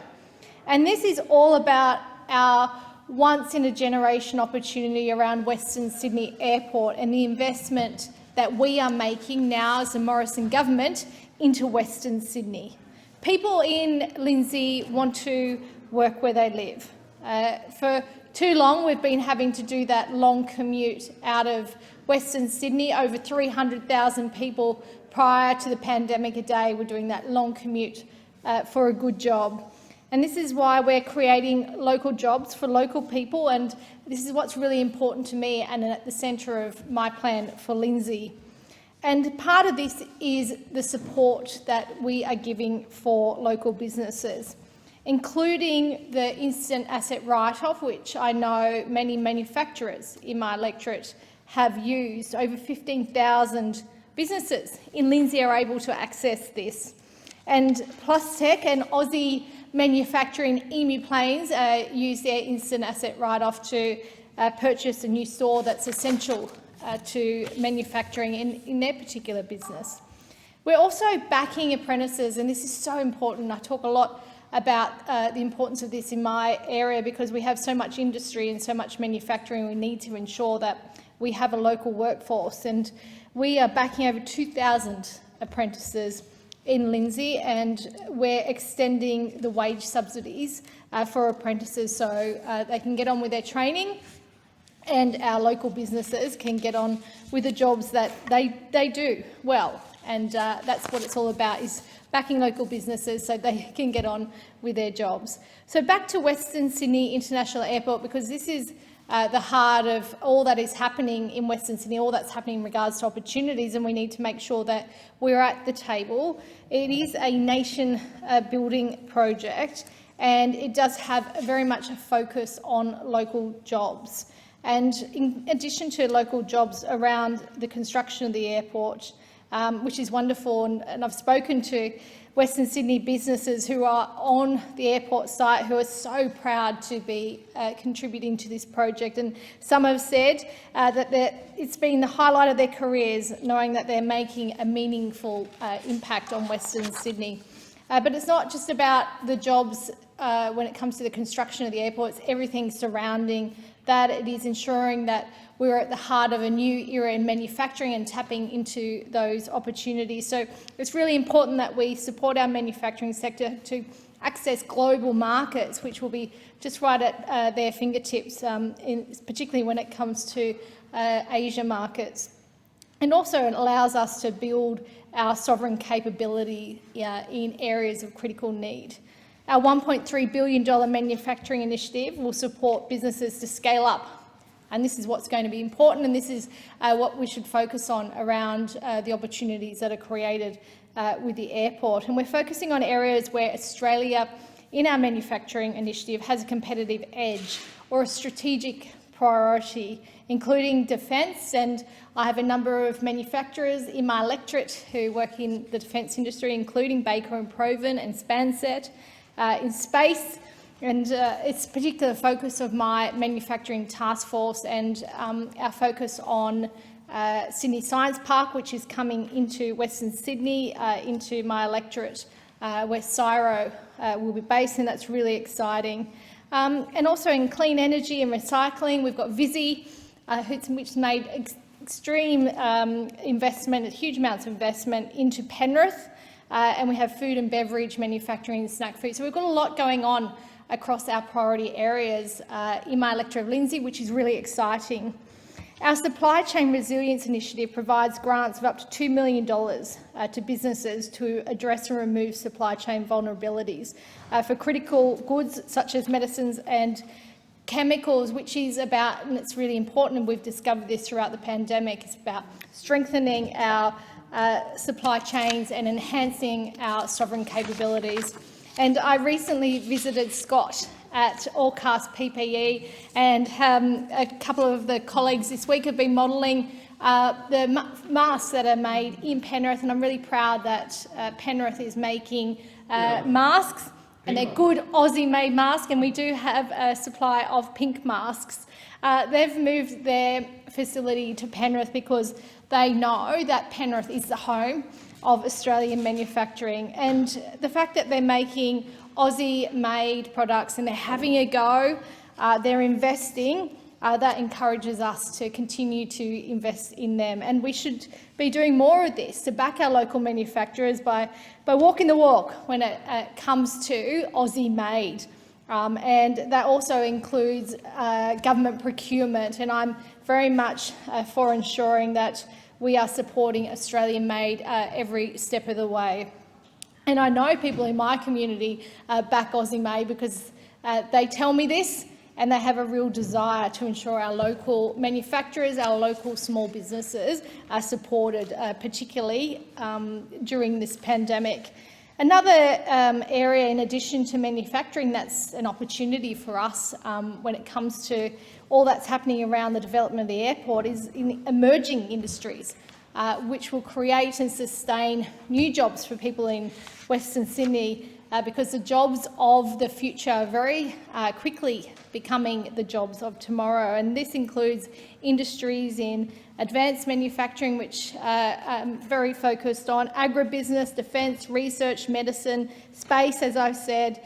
And how exciting is that for kids in Western Sydney when I go to our schools and I ask children who would love to work in space, and nearly every single hand goes up, and it is such an exciting industry, and it's not just about getting in a rocket, although kids think that is fantastic. It is about all those other parts of the industry, whether it's in computing and STEM. Teaching of STEM is going to be so important in our schools to make sure kids have all the opportunities around our emerging industries.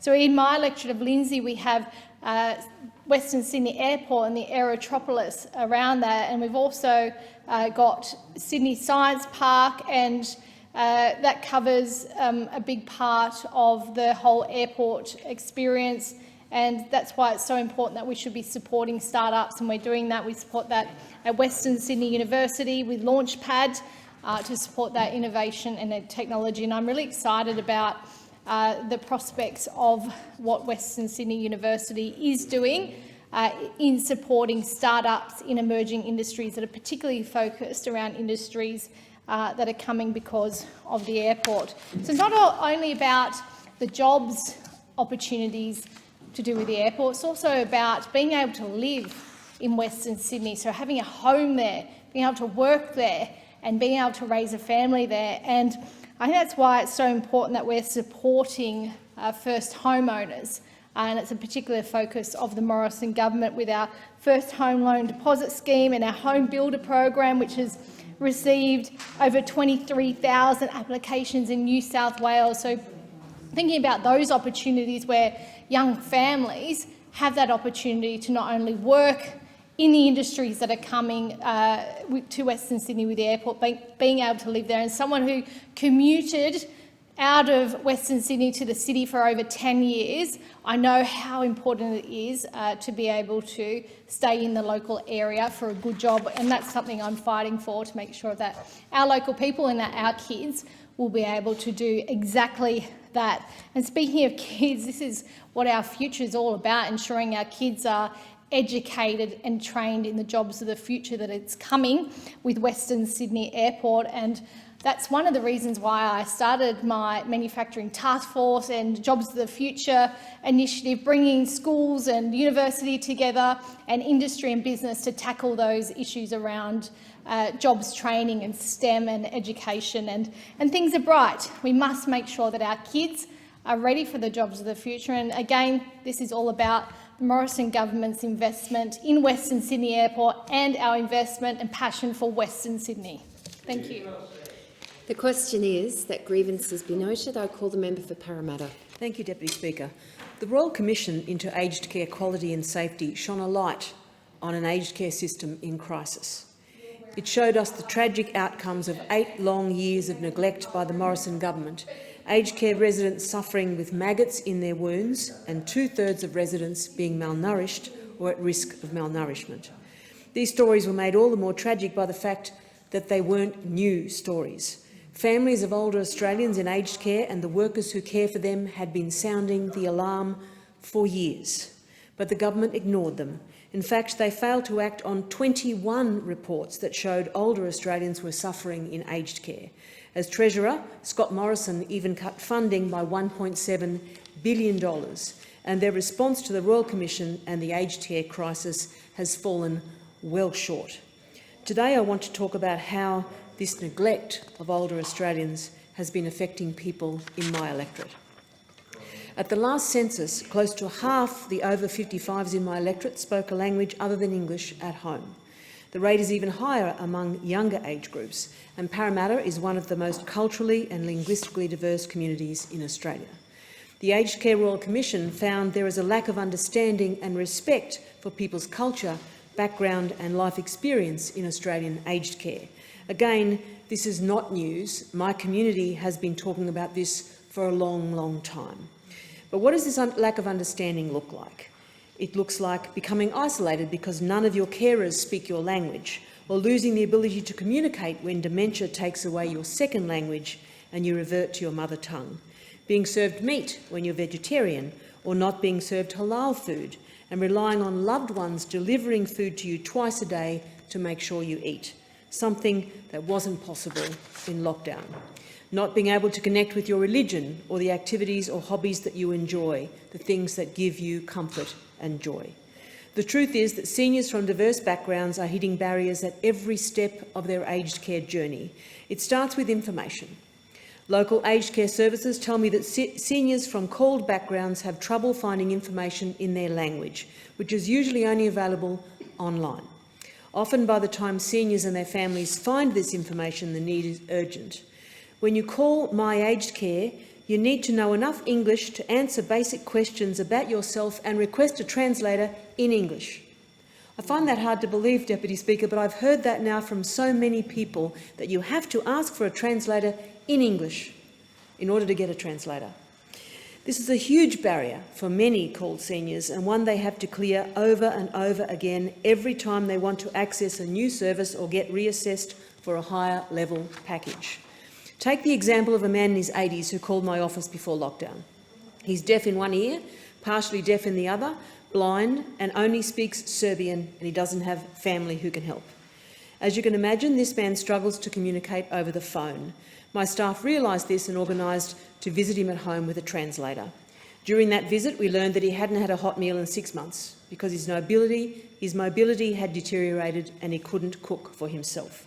He desperately needed help, but he couldn't communicate with My Aged Care over the phone. Because of that, he was connected to aged care and he's now getting help. But it terrifies me what might have happened if he didn't manage to find my office. Even seniors who are able to overcome these barriers and get through to My Aged Care end up with services that don't meet their needs in terms of language or cultural needs, and whether that's at home or in residential aged care. Local aged care services tell me that seniors want home carers who can understand their culture and language, who know what they're saying. But there are simply not enough carers with these skills, and the pay is so low that it's hard to attract people. This is not an outrageous demand. I'm sure it's the minimum we would all expect for our loved ones and for ourselves. For seniors who are isolated from family and friends, the carer who visits them at home may be the only person who ever visits them, and a shared language is central to that. Most residential aged care providers in Parramatta claim to be multicultural. However, none of them specify what language they speak other than English on the My Aged Care website. Western Sydney is served by a small community of culturally specific aged care providers, and I've worked with quite a few of them over the years to develop those services. That includes the Australian Chinese Community Association, the Greek Welfare Centre in my electorate, and Sri Om Care. But these are a rarity. According to a report by UTS for SIVA International, there are only 2 services providing culturally specific care for South Asian communities in Western Sydney, where South Asian people represent 14% of the population. Sue Advani from SIVA says South Asian seniors who go into residential aged care all too often find themselves unable to communicate with their carers. Because of the language barrier, they can't participate in activities either. They rely on family members to deliver food they can eat, for example, vegetarian food. When you consider the rate of malnourishment among aged care residents generally and the risk to seniors of being served that is not suitable for their diet or religious beliefs, this is more than worrying. Even more worrying than that is that Sue says this is a really common experience. For all seniors and families in this situation, culturally inappropriate care adds layers of complexity and despair. She wants to see a concerted effort from governments to not only support specialist services, but make sure all aged care services are equipped to care for their local communities. It's hard to imagine the Morrison government delivering on this when the response to the Royal Commission has fallen so short and they neglected this area for so many years. They fobbed off, delayed or outright rejected recommendations. Of the 148 recommendations from the Royal Commission, over half are not being implemented or aren't being implemented properly.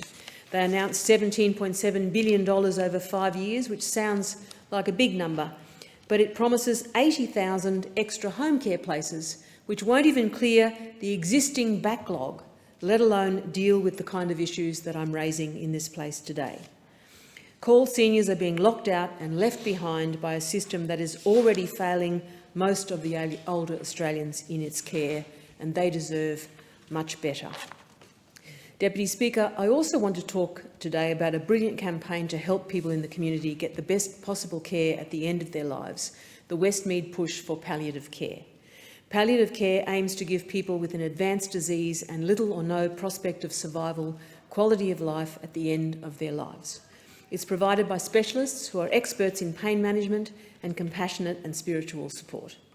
Despite being one of the biggest hospital precincts in Australia, Westmead Hospital has not had a dedicated palliative care ward for many years.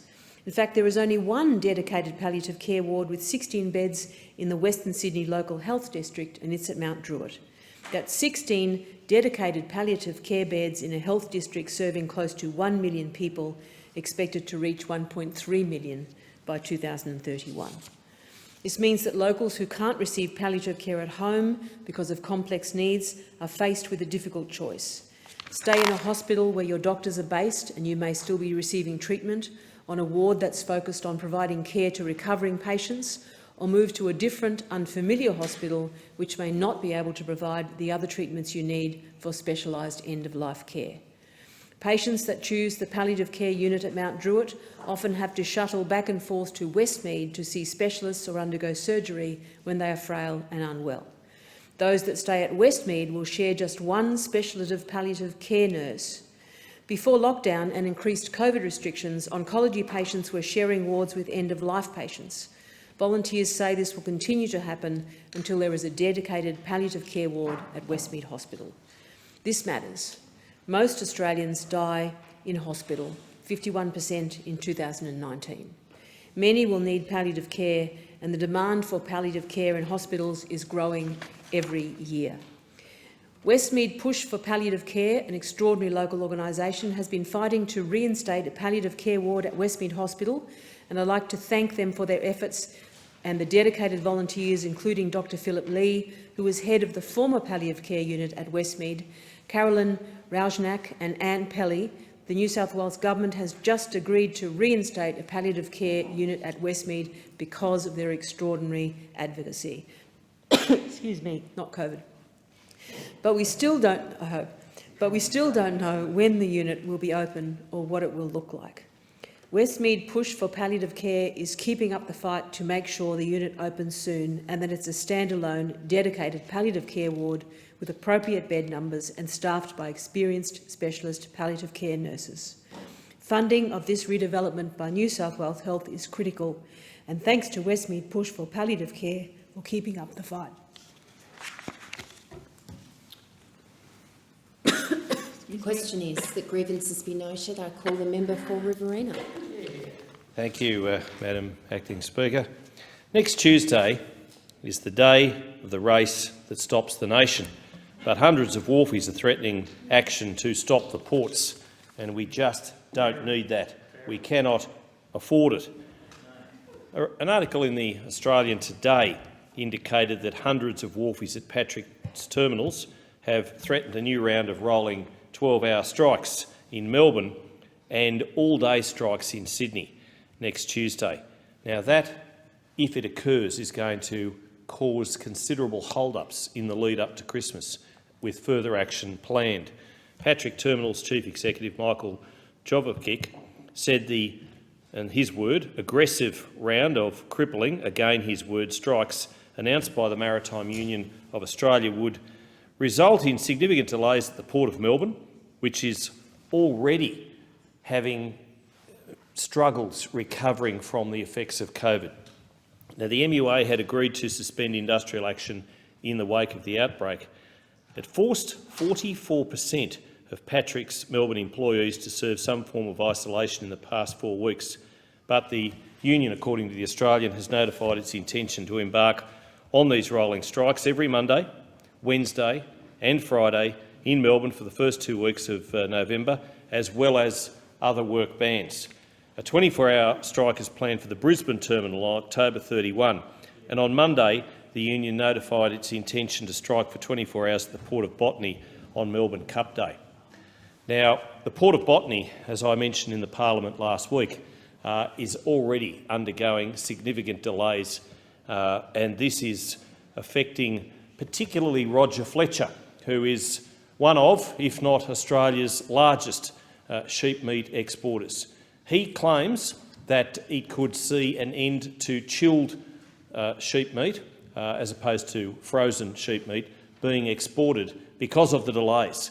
And what he doesn't want to see is those 20-foot equivalent containers stacked up on the shoreline, stacked up at the ports, because that costs him money. But it also ultimately costs farmers money, and certainly they're his major concern. He appreciates that farmers have had, like all of us do, Madam Deputy Speaker, farmers have had a very tough time in recent years. Drought, bushfires in some areas, flooding in some areas, and of course COVID. It's been a tough time for farmers, and finally, they're getting back on their feet. Prospect of a bumper harvest is good. Record sheep prices, and that is good, and the national record was achieved at Wagga Wagga, my hometown, just the other day at the Bowman sale yards, and that is fantastic. But what farmers don't need is for this sort of action at these wharves, holding up their prospect of a better future. Now, the company has proposed annual 2.5% pay rises for 4 years, no forced redundancies, caps on the use of casual workers, and a commitment to preserving jobs with a focus on permanent roles. That's good, because I know how hard the member for Capricornia, just to name one, has fought to see casualisation of workers, having better arrangements, having better conditions, and people not having to just take casualisation because companies don't offer permanent employment. And I know that the Industrial Relations Minister, who is also the Attorney-General of Australia, Senator Michaelia Cash, is onto this, and that is a good thing. She said the escalation of industrial action could not come at a worse time. Of course she's right, given communities were coming out of lockdowns and businesses were reopening their doors. We as Liberals and Nationals are big backers and big supporters of business. Small business, medium-sized business, big business. We back workers, but business can't employ and engage workers if these sorts of things are happening, because at the end of the day, they have to have credible bottom lines. They have to be able to open their doors and make money in order to employ more people. And the arrangements by which we have put in place since coming back into government in 2013 have fostered a sense of optimism in the business community, notwithstanding we've had droughts and floods and fires and, of course, the virus, the worldwide COVID epidemic, which has caused such heartache and sadly taken so many lives. The MUA Assistant National Secretary Jamie Newland said Patrick had not reached out to negotiate with the union other than to say their offer is a take-it-or-leave-it basis. So there's always a standoff with these things. It is unfortunate. Hopefully it can get resolved. I have spoken to the Transport Minister to see what he can do, and he assures me that he's had meetings to that end. I've also spoken with the opposition leader to see what he can do from the union viewpoint. And so hopefully we can get some common sense, we can get some bipartisanship, and we can get this matter resolved. And you can arrange these things on a bipartisan level. I know when I was the Deputy Prime Minister and I was in charge of the transport portfolio, I was proud of the fact that we were able to actually put in place a national freight code, which we managed in hours, not days, not weeks, not months, but indeed in hours. And I know that working with the ministers, and rest assured, none of them were Nationals.